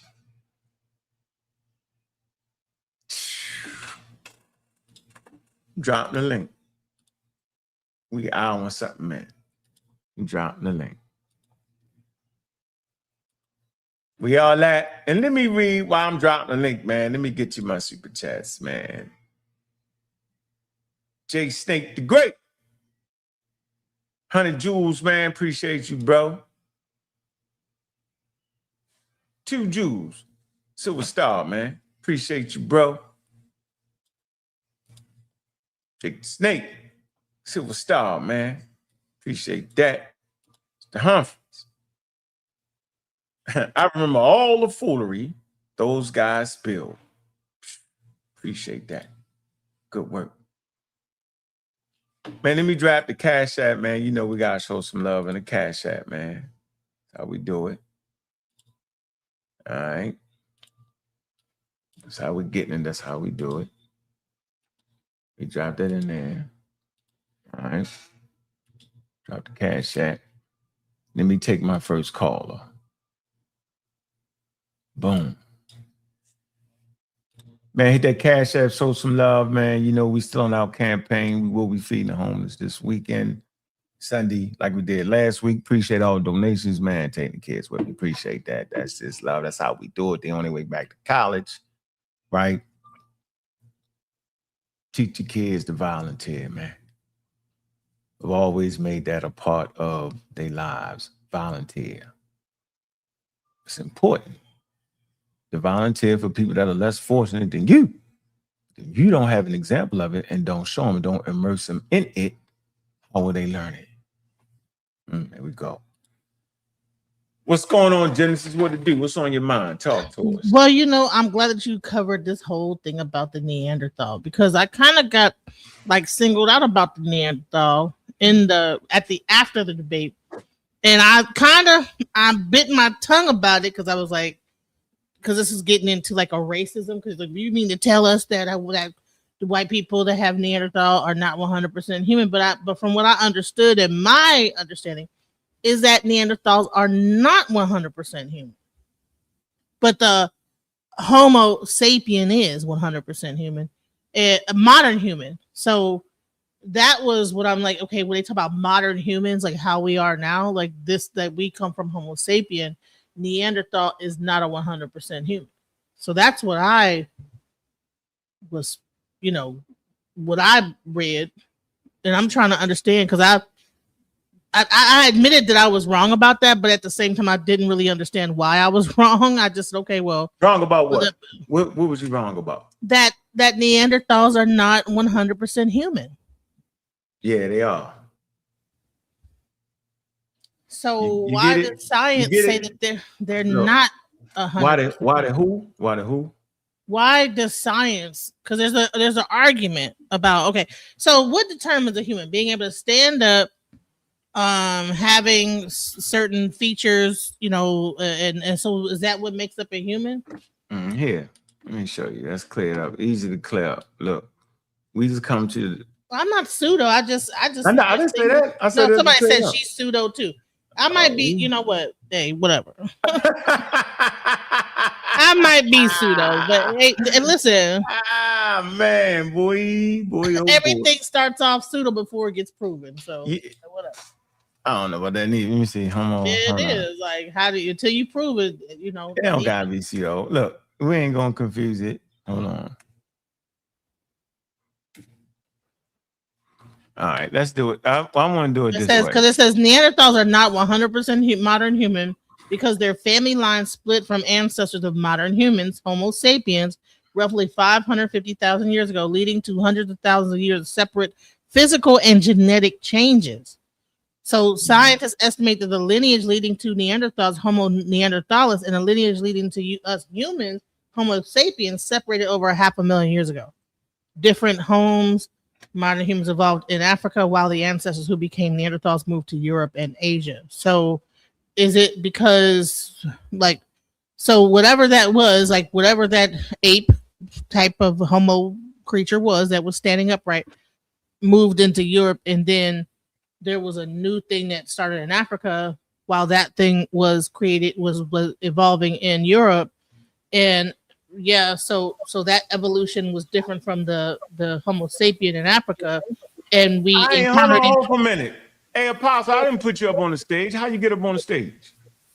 because he has access to I didn't put you up on no damn stage. You don't got access to my show. no, but he has access to sa.neter. I don't care. What I care about that? Well, no, that's why he's able to add us. No, he's not able to add himself to this conversation. Try adding to. What the hell wrong with y'all, Nick Rose? Stop playing with me. What's wrong with y'all? Y'all play too much, man. Y'all older stuff. Y'all bound. I'm not pseudo. I'm just trying to understand. I never called you pseudo. And I'm just saying the people that's out in the audience. Why are you reading that? That's called the chat. I'm sorry, my bad. Yeah, you worrying about the wrong thing. We all learning. And welcome to I can admit when I don't know something. I can admit, and I want to just be taught because what I'm reading online. Yeah, I don't know what you're reading. Let's do this. It's how you define it. I've never heard it that. I don't understand it that way. So I would like so you probably mean it. You probably saying it in this way. All right. You mean this. You doing this. You talking about humans, right? Yes. You talking about modern human, like correct. how we are right now. All right. So listen. So right here, humans. All right. Now you talking about thinking man. That's what you mean by sapiens. Sapien is a thinking man or wise man.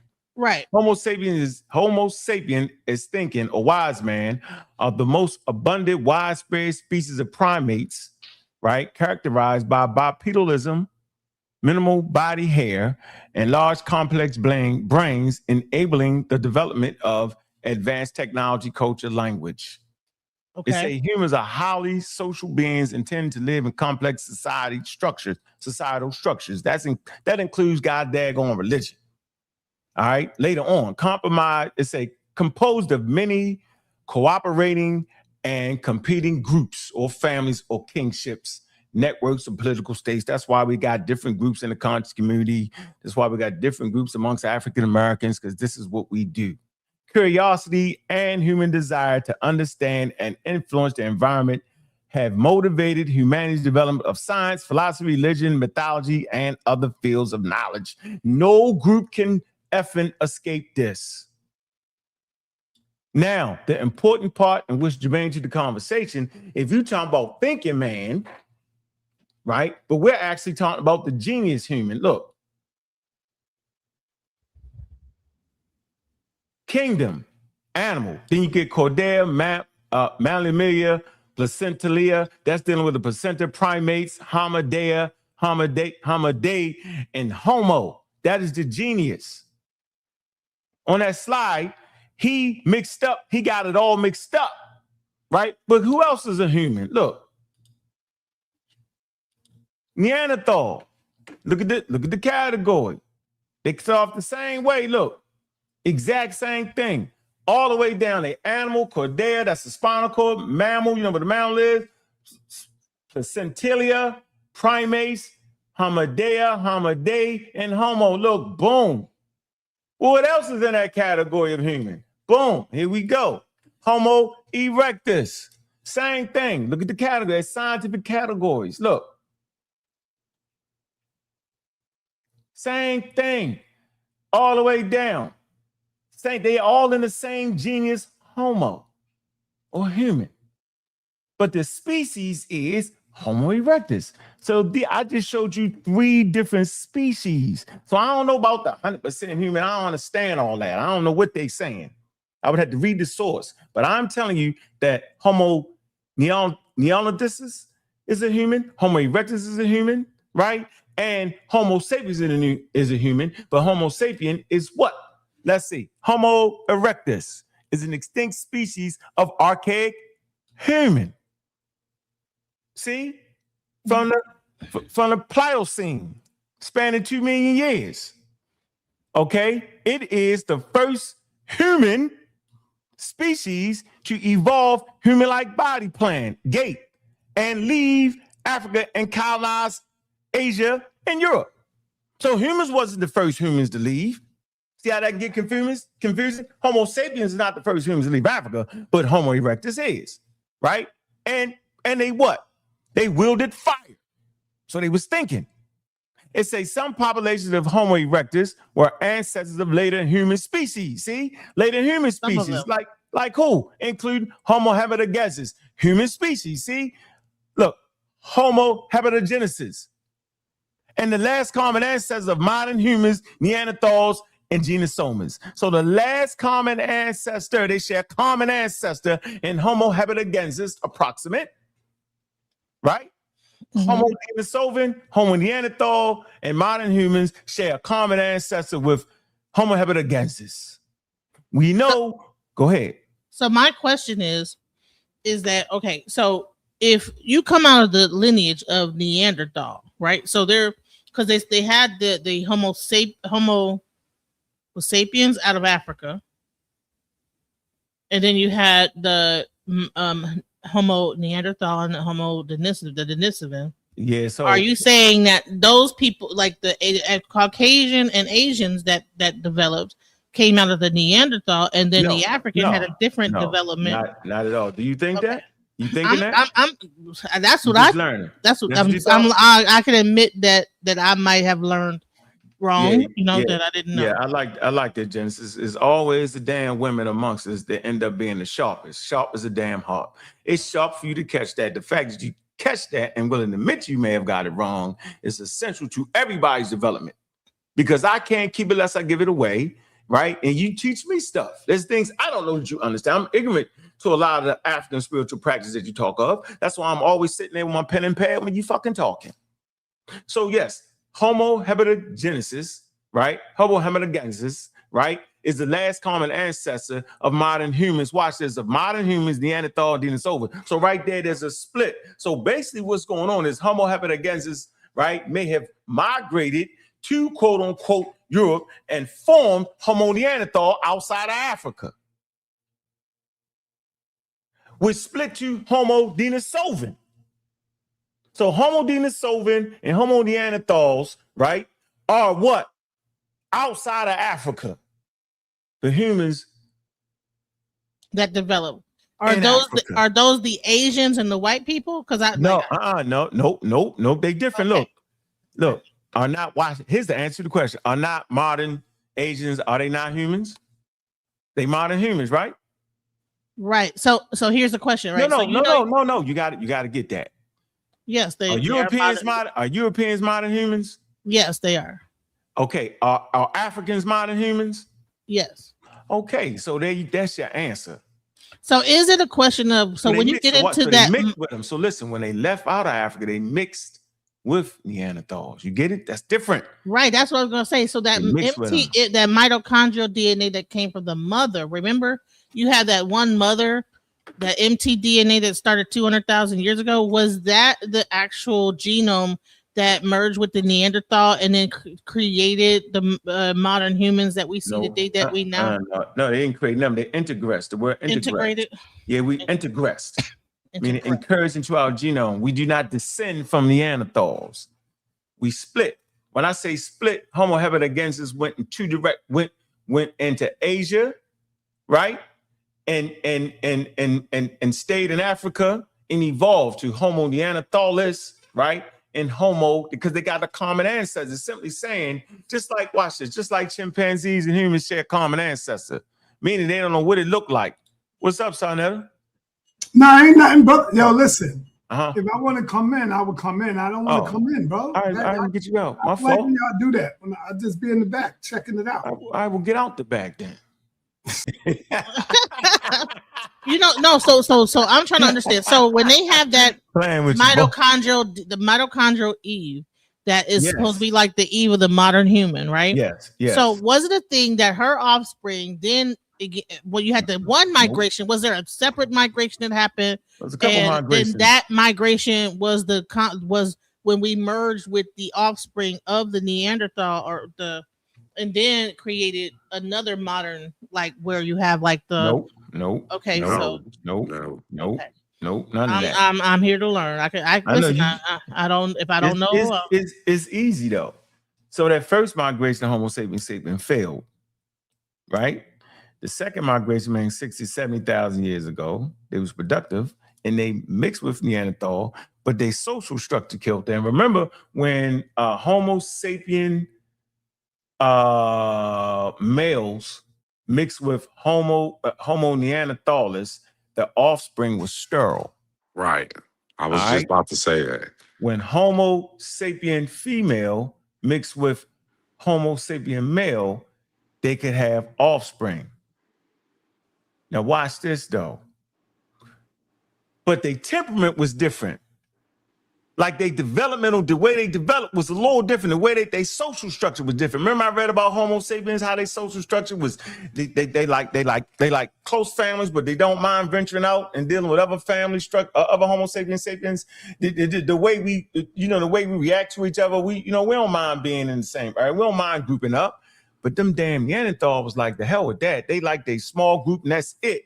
They're not social. So if a group of Neanderthals was over there and a group of Neanderthals was here, they would not merge with each other. If a group of Homo sapiens was here and a group of Homo sapiens, they'd be there. They'd be like, I don't know how you divorce your little fine.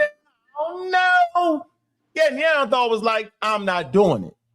So their social structure was different. And that so played a part in their extinction too. too. Fucking cut me off like my that. Bad. My no, bad. You cannot. You can get next on the mic. Let me just get this out. Come on. Almost killed my train of thought, but I'm used to the cutoff.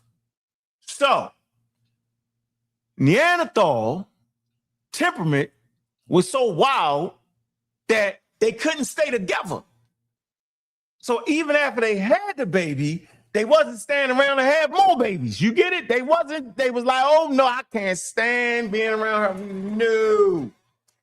No, because they was one trying to get out the house, one trying to stand, and it was so they couldn't stay, they wouldn't. So you don't find a whole lot of half Neanderthal and half human. It's called interbreeding. You don't find a lot of it, you find a little bit of it. You don't find mass half human because they got away from each other and continued on the path. You wanted to add something, Vince? How you doing, Vince? Yeah, my bad, bro. My bad. Yeah, I was saying that played a part in their extinction too. Yeah, because they couldn't compete. Exactly. That's why I was gonna tell the sister that I think the part she was getting confused with and what she read was it was saying modern humans. See, when she was saying that they not feel full human, she was confusing that with modern humans. You know what I'm saying? Because human, they're all human, but they're not modern humans. They're not modern humans. Right. They're archaic humans. Right. So like Asians and white people might have Denisovan and Neanderthal some DNA in their blood, but they not Neanderthals. You understand what I'm saying? Right. No, those genes, they just saying they don't know which genes, but they're just saying they got some things they share. Right. They share they share 1 to 4% DNA. Right. That's what Neanderthal James keep getting wrong. Yeah, on purpose, willfully. Yeah, he do it on purpose, willfully. They do it on purpose. But go ahead. Yeah, I don't understand how we still don't understand like these basic topics already. It's crazy. Because I'm not talking about her. I'm talking about that dude you was watching. Because he not doing what the sister's doing. He not listening. He don't care to get it right. Right. She don't give a damn. She trying to get it right. Right. Yeah, I don't want to be stupid and sound dumb. Yeah. Right. Yeah. Because we're quick to call them Neanderthals and stuff like that, but it's like, well, if you do the science, they really are not. So okay. So they are Homo sapien with probably a little more Neanderthal blood in them, or what is it? Yeah, no, it's like 1 to 4%. No, it's just the genes. Because some genes was advantageous, meaning it helped Homo sapien flourish in that particular area. Like, for instance, dealing with your skin, a little bit thicker to deal with that cold. Right. You know what I'm saying? Right. So that made sense for those genes to stick around. They work just good enough to keep them to fight the cold. You know what I'm saying? Right. So it was more of a thing of so it was a like evolution. Adaptation. Mm-hmm. Keeping those Neanderthal genes within their bloodline was more about adaptation to the environment. It was more advantageous to it. I mean, it was more beneficial. Right. And in Africa, they didn't need it because it was hot. So therefore, they didn't need that. Whatever. They didn't need that. Remember, the genes don't know it's in a Neanderthal or in a Homo sapiens. The genes don't know that. It's just genes. They're just expressing themselves based off the environment, and they work just good enough. You get it? Yeah. And here's another question I wanted to ask, because he was saying that we came from like plants, and I thought that we came from fungi and bacteria. So I'm trying to understand, like, how did we come from plants, and what was I don't understand what his premise was, is that, you know, plants came first, but fungi, did we evolve from plants, or did we evolve from fungi? No, if we go into evolution, they're saying, when I look up, it says fungi and bacteria. You got it mixed up. Here you go. So I got that mixed up. Here you go. It's called the 3-domain system, right? And they simply talked about, we called it Luca. Luca is the last universal common ancestor. And you got 3 domains: bacteria, archaea, and eukarya. All right? So fungi is a part of eukarya and archaea. Yep. See? And now look. See? Look at it. You got animals. You got fungi. All right. But look, see, Luca, see how it branch off, though? It's branching off. So what part of that? Oh, okay. See, so it branch off. It's a branch. So off. it branches away from. Yes. Wait a minute. So Luca, so Luca happened, and then bacteria separated from it, archaea separated from it. Yep. And animals separated before fungi. Archaea separate. Look. Hold on. Archaea. See, better now we can see it. So archaea separates. Is archaea the same thing as a virus? We use our bacteria. Look at that. This back. I believe that will fall under bacteria. No. Virus is under bacteria. No, is archaea a virus? What you saying? No, it's not. It's not a virus. Okay, so what is archaea? Let's look this up. We're just gonna look at it. We ain't guess. Because like something coccus is normally a virus. Like if you have pneumonococcus, it's a virus. Okay, well there you go. Well, hold on, let's get it. Let's so is it bacteria virus? So what do you want to know about bacteria? Bacteria is bacteria. I want to find out, is archaea virus? No, bacteria is not. No, bacteria is bacteria. No, I said, is archaea a virus? No. Okay, what is archaea then? When it says coccus, when you have pneumonococcus, that's usually a virus. Hold on. You can't just put them two together like that. Hold on, let's see. Hold on, we don't gotta do no guesswork. Real quick, we're gonna get it precisely here. 1 second. Let me get it. 1 second here. Oh no. There's a virus come out of. And then the next question is, viruses living? No. I don't know. I don't say viruses. Is viruses living? There's a debate on that. That's a real debate. Yep. Some say they living, some say they not. All right. No, they ain't. Yeah, that's a debate. Because they have like virus like pneumonococcus. Yeah, but that's not. No, I'm saying but listen. Archaea. Remember we talked about archaea? All right. So a virus is not archaea. All right. So when we talk about archaea, we talking about living single-celled microorganisms. Right. But isn't a virus a microorganism? We talking about DNA. Watch this. Ribosomes and metabolism. Right. Yep. They make up one of the 3 major domains: bacteria, archaea, and eukarya. All right. Archaea. So where do viruses come into play? All right, later on down the line. Because if we have, because there's I think that don't plants have viruses along with animals and other things? It's an infected cell. Viruses that infect archaeal cells and depend on those. So a virus is the intercellular obligate pathogen. Right. That's a slick way of saying that's what it really is. Meaning it relies on a cell.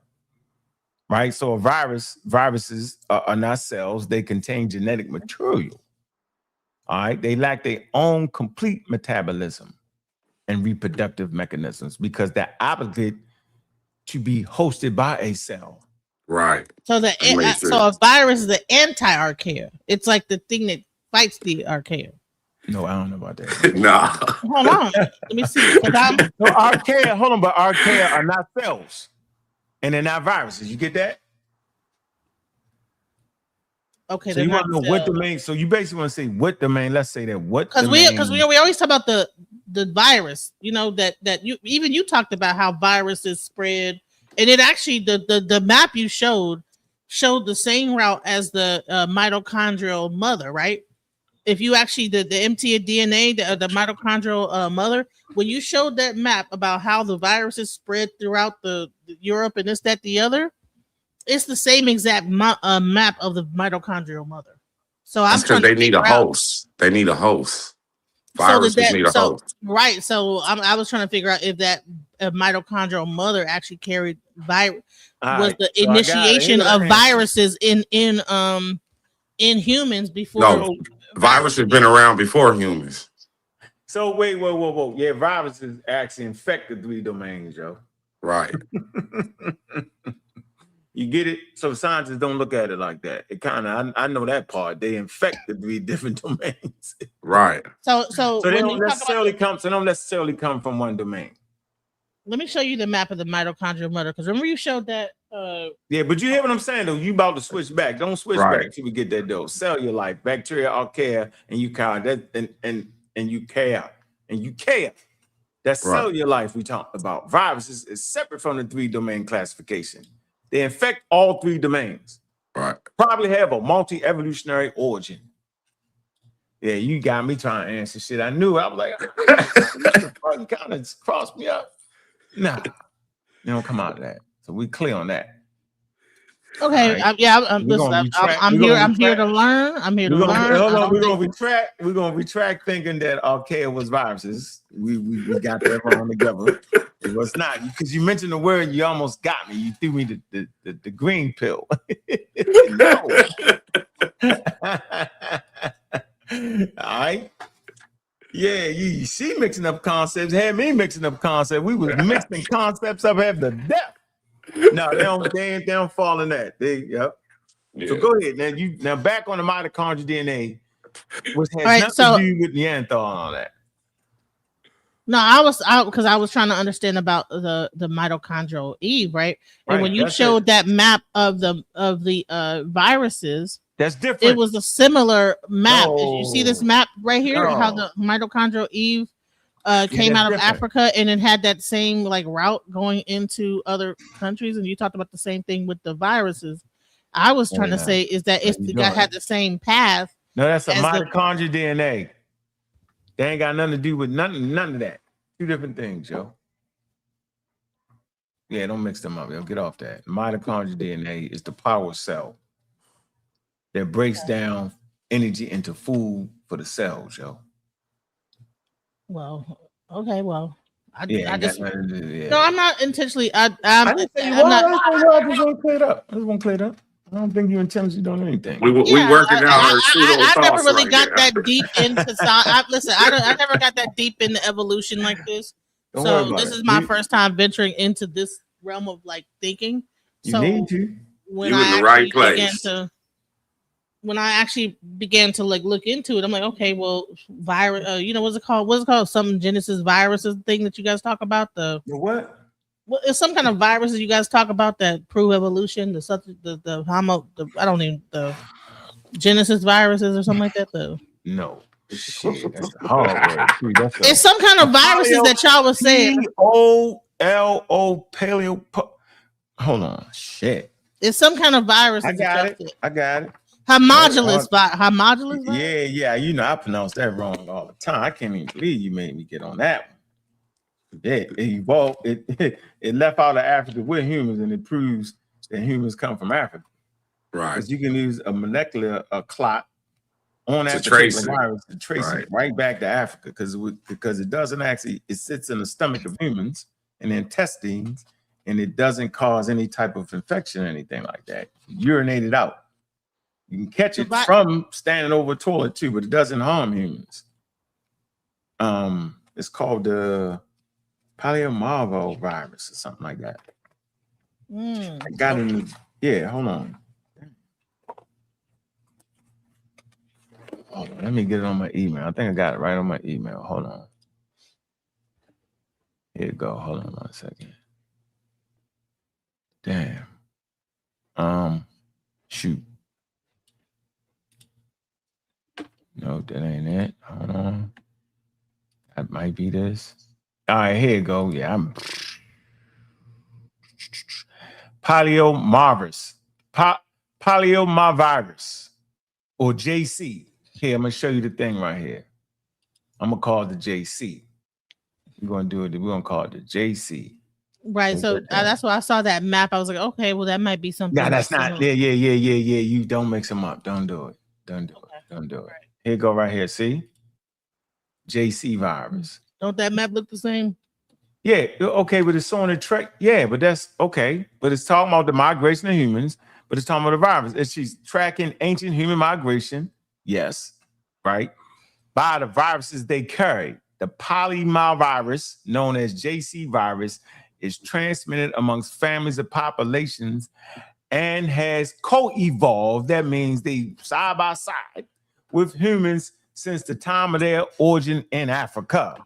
It goes on to say, most individuals are infected in childhood, after which the virus establishes a persistent infection in the gastral tract and is shared in urinating. Right.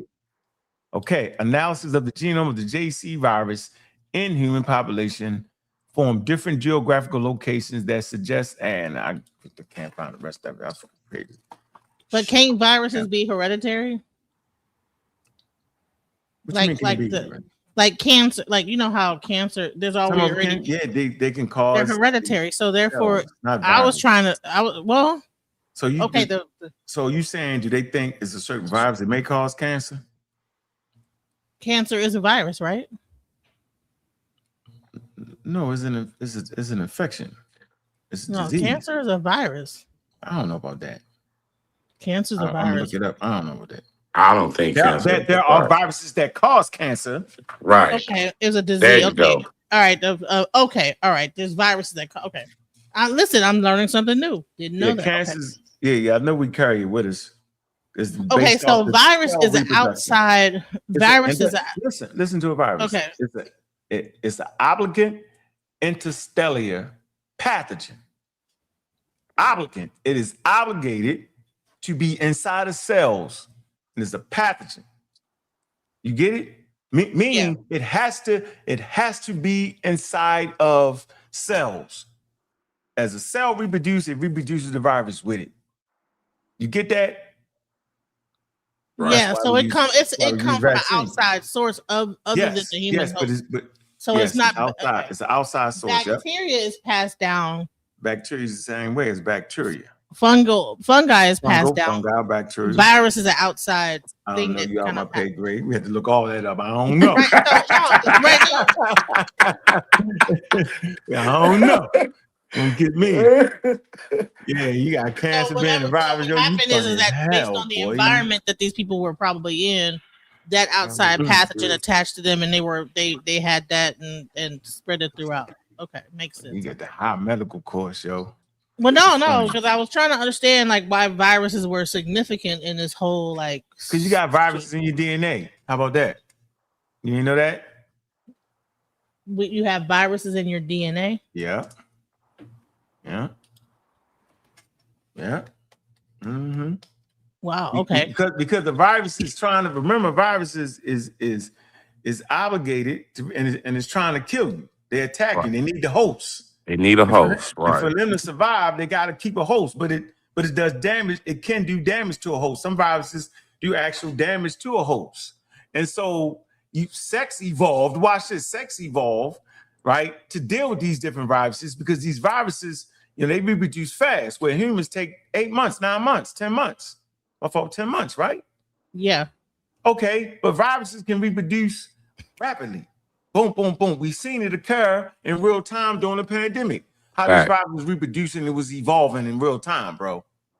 So sex was created or evolved to deal with, so it can diversify, so one virus can't wipe us all out. That's why people had different effects of the coronavirus, because different genomes, I don't want to say genome, just our genetic makeup, right? Some people are more resistant to certain viruses than other people. Right? So the coronavirus decimated certain people, and certain people, they didn't even get no symptoms. They was asymptomatic. Right. You get that? And but it's because of the diversity of our genome. Right. So that's why it's important. That's why our genes shuffle. They recombinate. We have a baby, the genes are shuffled. Right. Right? All this is trying to deal with the war that's raging right now inside of your body, fighting that bacteria, fighting those viruses, yo. Was it because the body tries to automatically create a homeostasis, right? So what'll happen is it does, it does actually. It does try to remain in balance, right? It tries to remain balanced, so everything it does to keep the host alive, right? Hey, and speaking to the host point, this is why they told us to social distance, because to stop the spread. You're just trying to slow the spread down. Exactly. Yeah, because you might get it and might not have no problem. Go right to your grandmother and kill her dead. Right. And we've been doing that since before we even had vaccines. Social distancing was always part of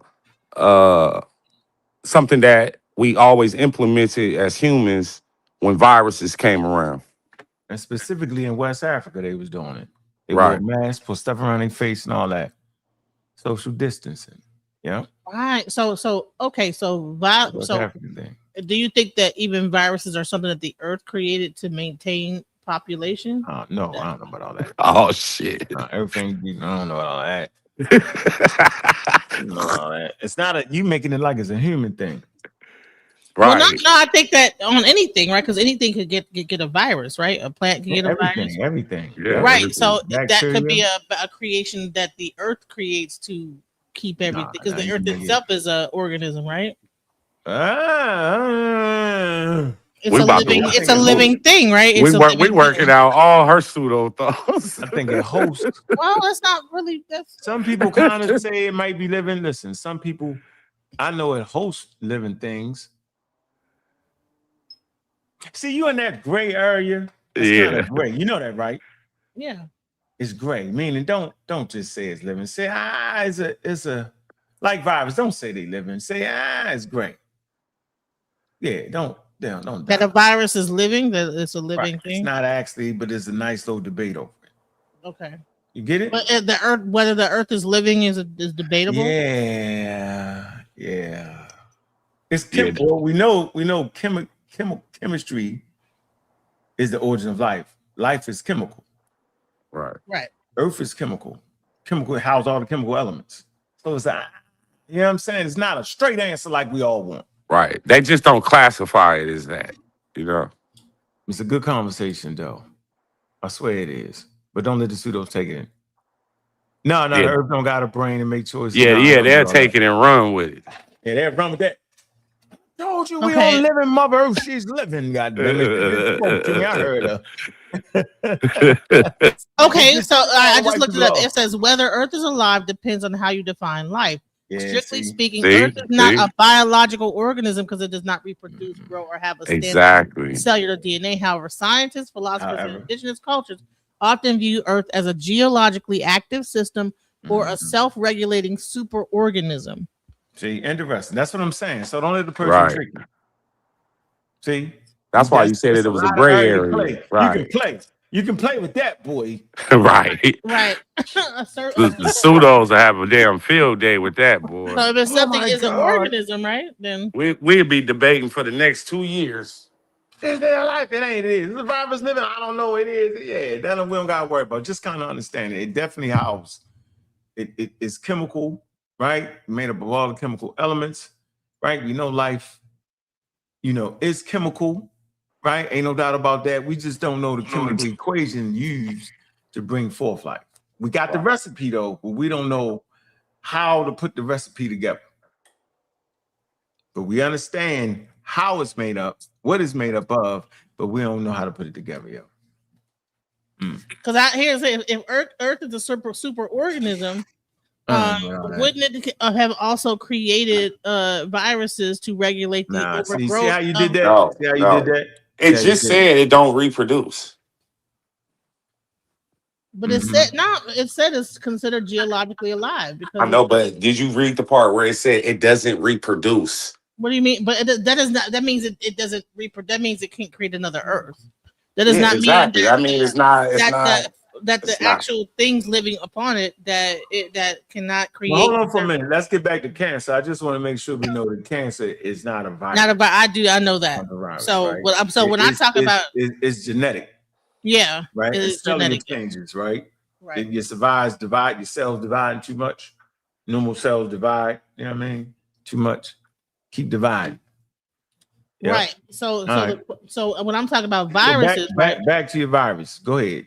Back is to that if they consider that Earth, it's not all over the place. If Earth is considered possibly a super organism, you just the contents of the Earth creates a virus to manage the overgrowth of any population, whether it be plants, I wouldn't say that. Bugs, whatever.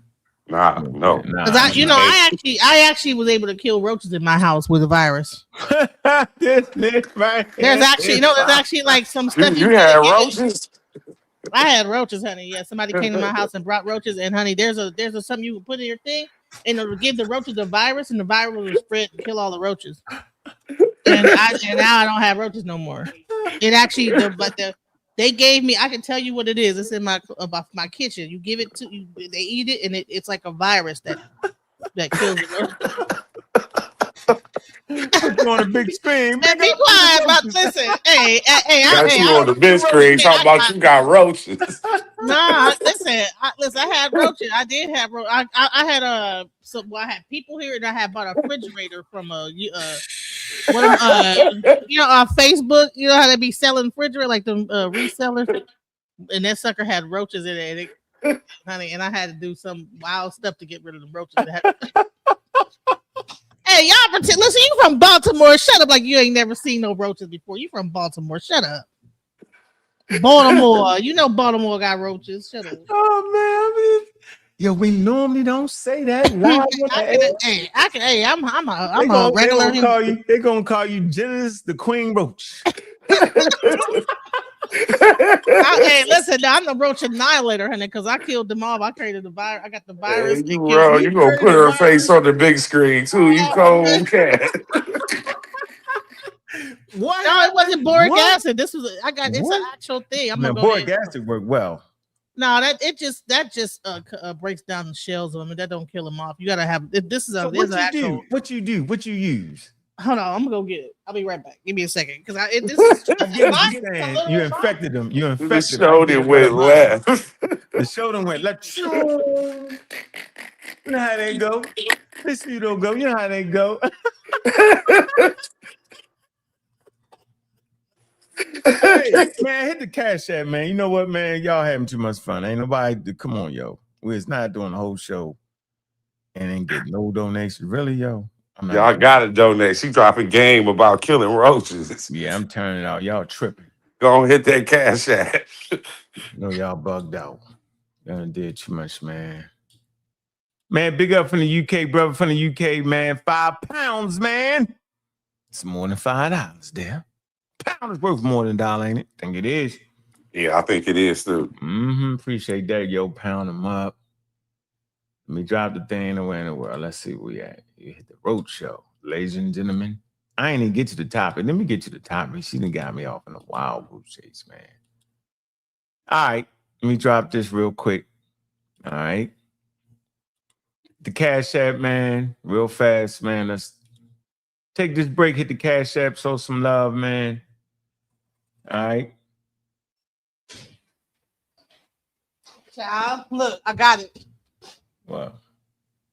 If you ever have them in your house, y'all. They gone, child. I'm trying to tell y'all. Vendetta Plus. This right here. What's it called? Vendetta. Oh, you done did them.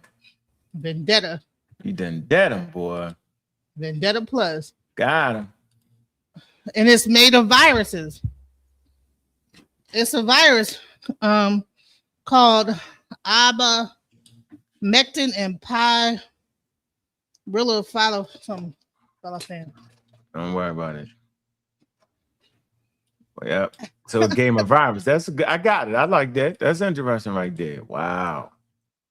That's a good one. You're funny. I don't care. It's like, hey, it is what it is. I can admit it. Brother Buddha, somebody hear me pop. What? Booyah, wild out. Brother Buddha. Man, hit that cash app, man. Let's take a little break before we get into the topic again. I don't know how we got way off. We need to speed through this too, man. We had to get to it. This is a simple, easy one. This is an easy peasy one right here. Break out that timeline on y'all real quick, man. Break out that timeline real quick. That's how we get the timeline on it real quick, man. Man, y'all listen to sa.neter Studios and Community Skeptic, man. Double stream on Friday, man. Show some love, man. All right, we do, man. Let's take this quick cash app break, man. Let's go.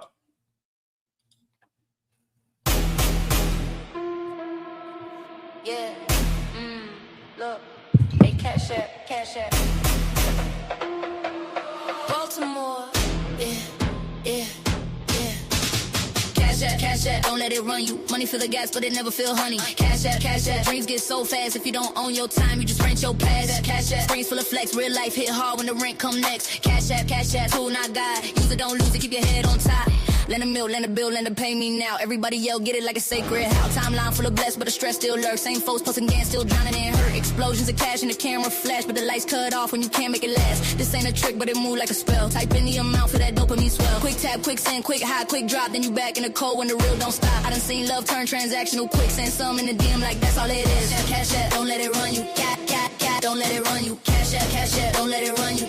Don't. Hard work, yeah, I respect that. But rest ain't weakness, I protect that. Cause money earn me nothing if your soul get thin. If you're always up next, tell me eat when you win. They sellin' hustle like it's peace in the pack. But peace don't come from a green little stack. So send when you can, look out for your kin. But don't let the app decide how you feel within. Set them rules, don't be ruled by the buzz. Real love is a call, not a what's up, cuz. Cash app.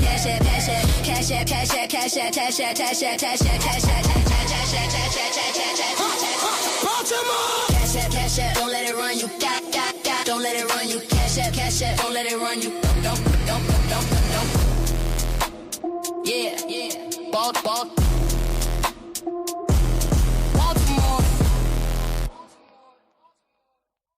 Man, appreciate that, man. Show some love, man. Hit the cash app, man. Y'all know what it is, man. That's how we doing it, man. Let's see, we looking like kid, man.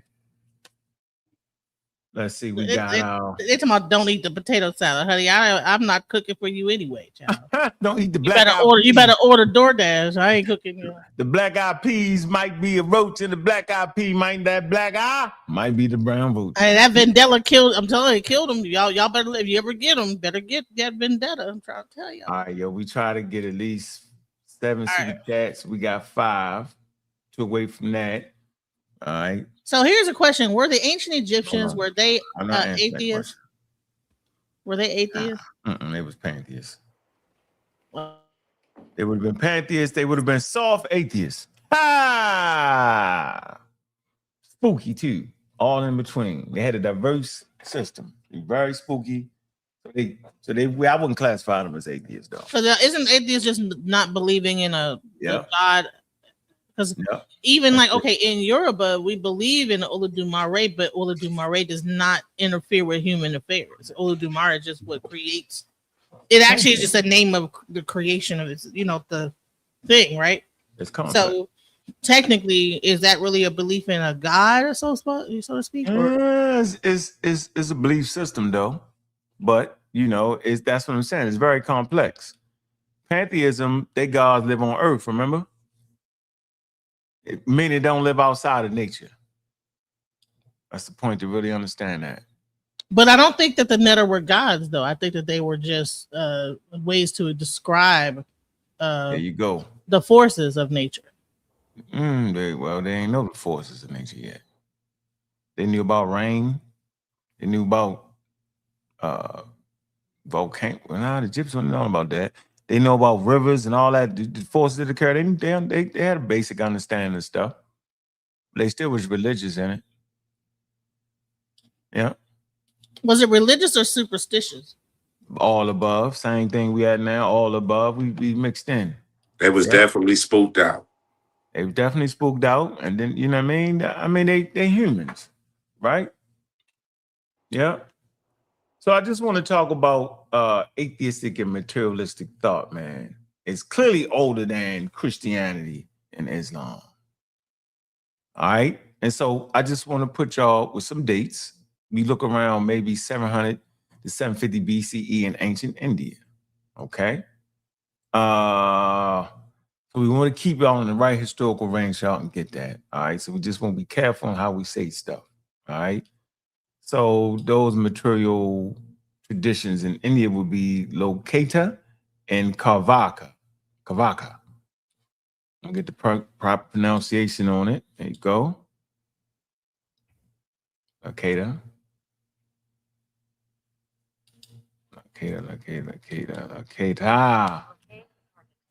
Kavaka, yep. Lokata and Kavaka, yo. So they be and those systems, they reject supernatural entities, such as the gods, right?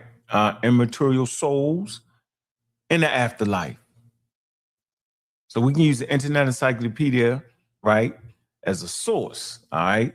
And it traces Indian materialism occur very early in Indian thought, describes it as explicitly rejecting God and the spiritual realm. That's important. So definitely blows out Islam. It definitely blows out Christianity. So a skepticism, material ideas that's in the tradition, that's around 700 to 500 BCE. That's that early roots of it. Okay. Clearly, ancient evidence develops over several centuries. Now, Judaism as a distinct religion, this is important, roughly around 5th century BCE. Okay. Developed from older Israelite religion. Now, that older Israelite religion wasn't monotheism. See, they won't even tell you this in Judaism. They didn't start off as monotheists. Why? Because we can study the anthropology on the subject, right? And we can pretty much get it. You can see certain deities like Elohim, what else? Ella, you know what I'm saying? We can see different deities, different trajectories. We can see the gods and we can see the God. But that early Judaic tradition was not based in monotheism. Christianity, we know, is the 1st century. Islam is the 7th century CEE. 1st century CE for Christianity. Islam is 2nd century CEE. All right. And so, you know, the ancient Israelites, go back to Judaism. The ancient Israelite religion existed centuries before 600 BCE. All right. Okay. So we generally want to distinguish the early Israelite Yahweh religion from eventually becoming the recognizable Judaism. So what we see today is a recognizable Judaism, and we can use the Cambridge Companion, the ancient Mediterranean religions, for examples. Notes on the scholarly regarded ancient Israel as transitioning into Judaism around the 6th and the 5th century. So they transitioned into it. They transitioned to the monotheism. All right. So I just think that's important, but that's the same time around what they want to fundamentally call atheism. So atheistic and materialistic philosophers, right, are demonstrable, ancient, and predate Christianity and Islam. India, materialistic and anti-supernatural ideas were present by roughly the 1st millennium BCE. They may also be roughly contemporary with the historical development of Judaism, although the Israelite religion itself is older. Remember, they come from like a pantheistic gods thing, and they transition to the one God. And that takes us back to the lecture I did earlier in the week when I made the clear point that the gods predate the one God. Religion itself predate gods and God. Ancestral worship and animism predates the gods, religion, and all of that. And we went all over the rock art to show that they weren't really talking about the gods. They was looking at the natural phenomenon around them. Why? Because it's always about food, clothing, and shelter. Let me drop this one more important point. Atheism probably existed long before 6th century BCE, right? As individual attitude, right? Now, People undoubtedly questioned and rejected the gods before anyone wrote philosophical texts about it. And I keep telling y'all this. They don't record the atheists. How you going to record the atheists when you ain't got writing yet? But you already know your ancestors were saying, I don't believe that. You already know somebody's ancestors were saying, I don't believe that. Because sometimes it's downright ridiculous when you're living in the world you're in and you can see it. So we want to talk about surviving evidence, right? And what historians actually can date the evidence, right? That would not be what they consider necessarily the first atheism. So we not gonna get stuck on, all right, that atheism began around 6th century BCE, right? I want to say some of the earliest surviving evidence of systematic atheistic materialistic philosophy appears in ancient India during the first millennium BCE. All right, and you can deal with the Internet Encyclopedia of Philosophy. Definitely talks about that. I'll just show the source right here.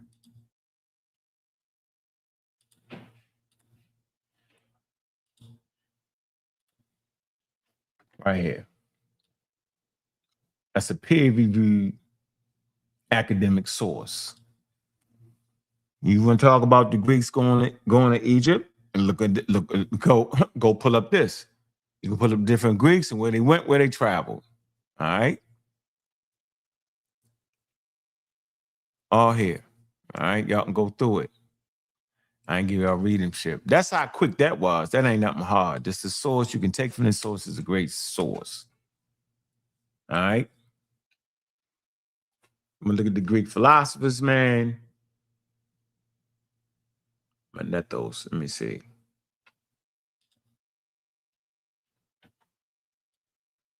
This is one of my favorite sources right here. We'll get to the first Greek philosophers.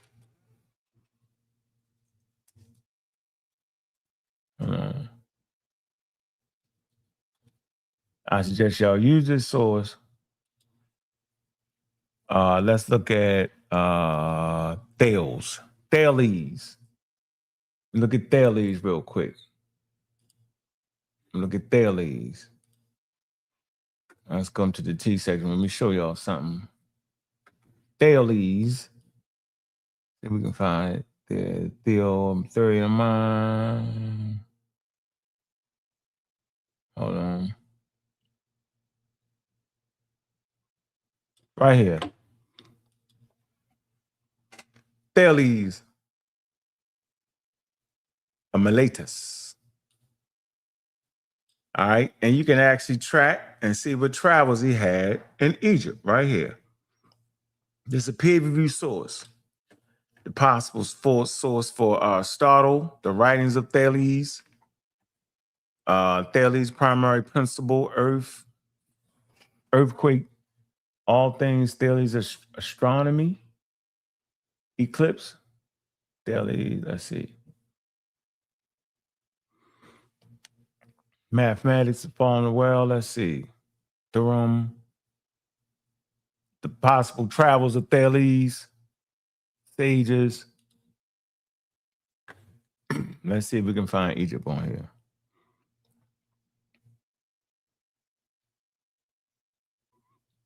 The school, 7 sages of ancient Greece.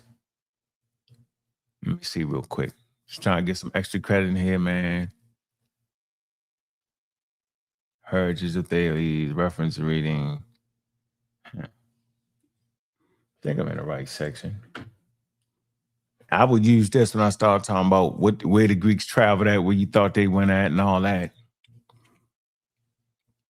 I think that's super essential.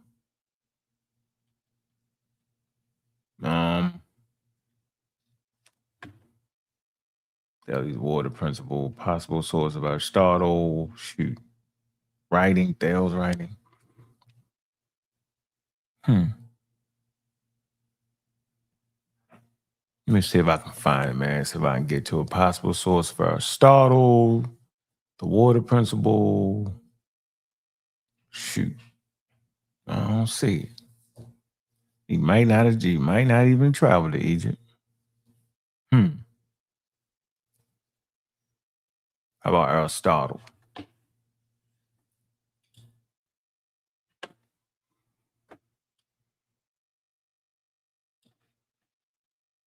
Mathematics, biology, life works, biology, man.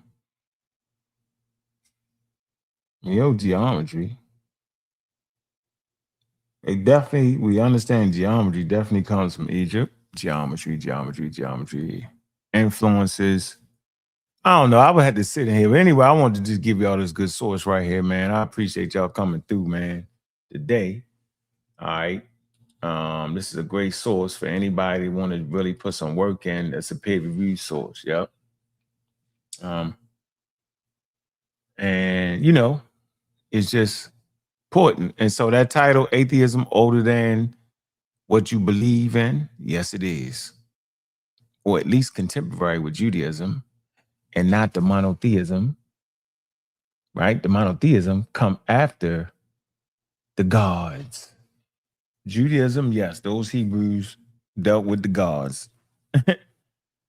And later on, it transitioned into what you would call monotheism. All right. So I gave y'all, right, just a little slight calendar, right? Timeline for y'all. I'm gonna do it again. It's a simplified chronology, right? So ancient India, skeptic materialism ideas, perhaps 700 to 500 BCE in earlier roots. When I say 700, 500, we talk about what they can actually, pull from certain material maybe. Okay. And Layanta and Carvaka, right? That's a type of materialism. It's clearly ancient. Evidence develops over several centuries. Okay, now Judaism as a distinct religious tradition is around the 6th and 5th century BCE, developing from an older Israelite religion, which wasn't monotheism.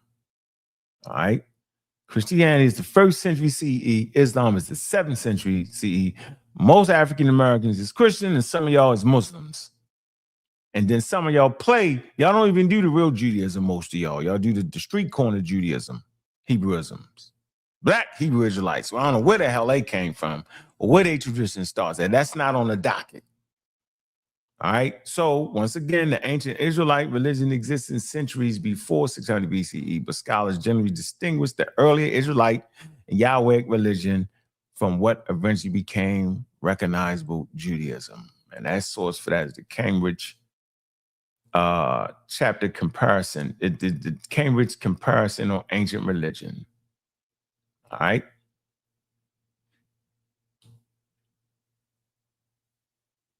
So I'm going to close with this. Atheistic and materialistic philosophers are demonstrably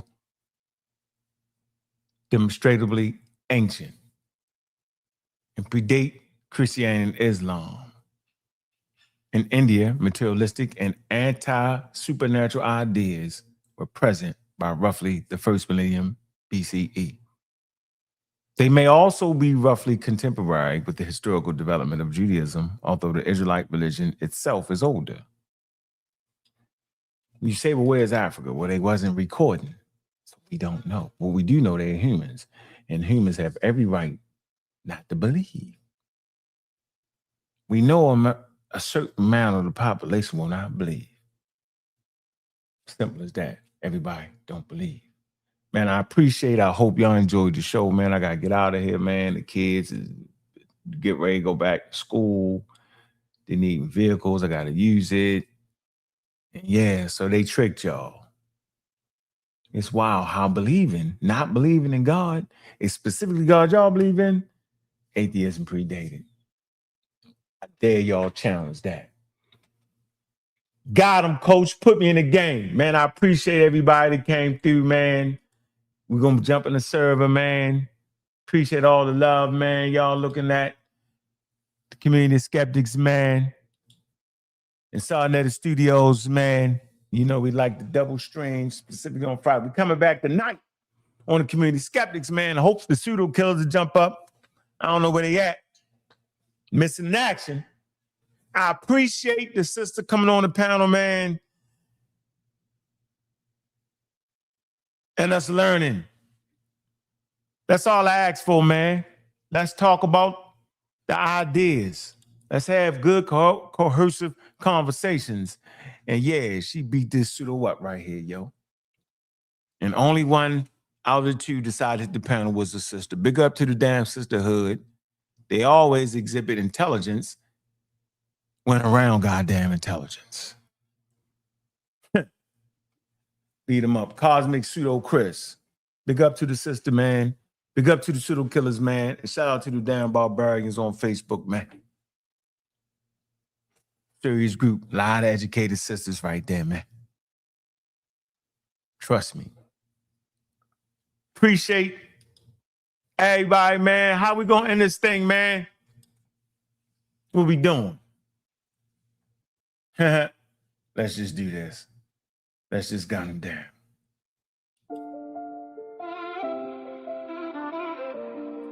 Man down. Hit hum with the knowledge frown. See that pseudos come around. Gun 'em down.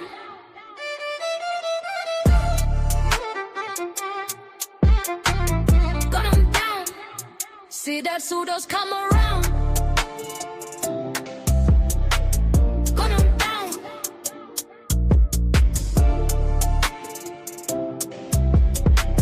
Gun 'em down. Yeah. Clowns down, pseudo around. That's when it all gets crazy. Broke man lazy. Pseudos never phase me. Drive him as Daisy. Bitch, niggas crazy. Read the book, slick niggas gave me. Riding waves like the Navy. Knowledge crew full of bravery. Always killing pseudos, never maybe. Using gift science gave me. Staying right. Speak, I'm loud on the mic. Using gift science gave me. Always talking shit. Pseudo killers on top, the gravy. See that pseudos come around. Gun 'em down.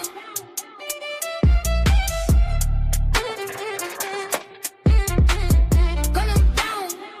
See that pseudos come around. Gun 'em down.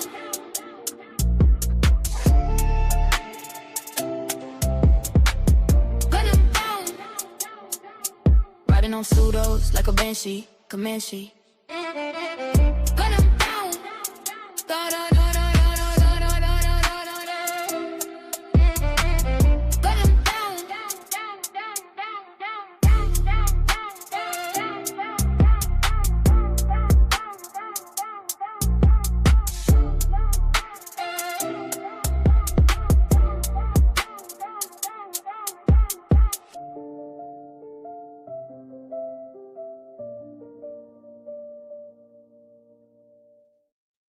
Man, I'm your host, Bobby Banger. With that, source them down, gun them down.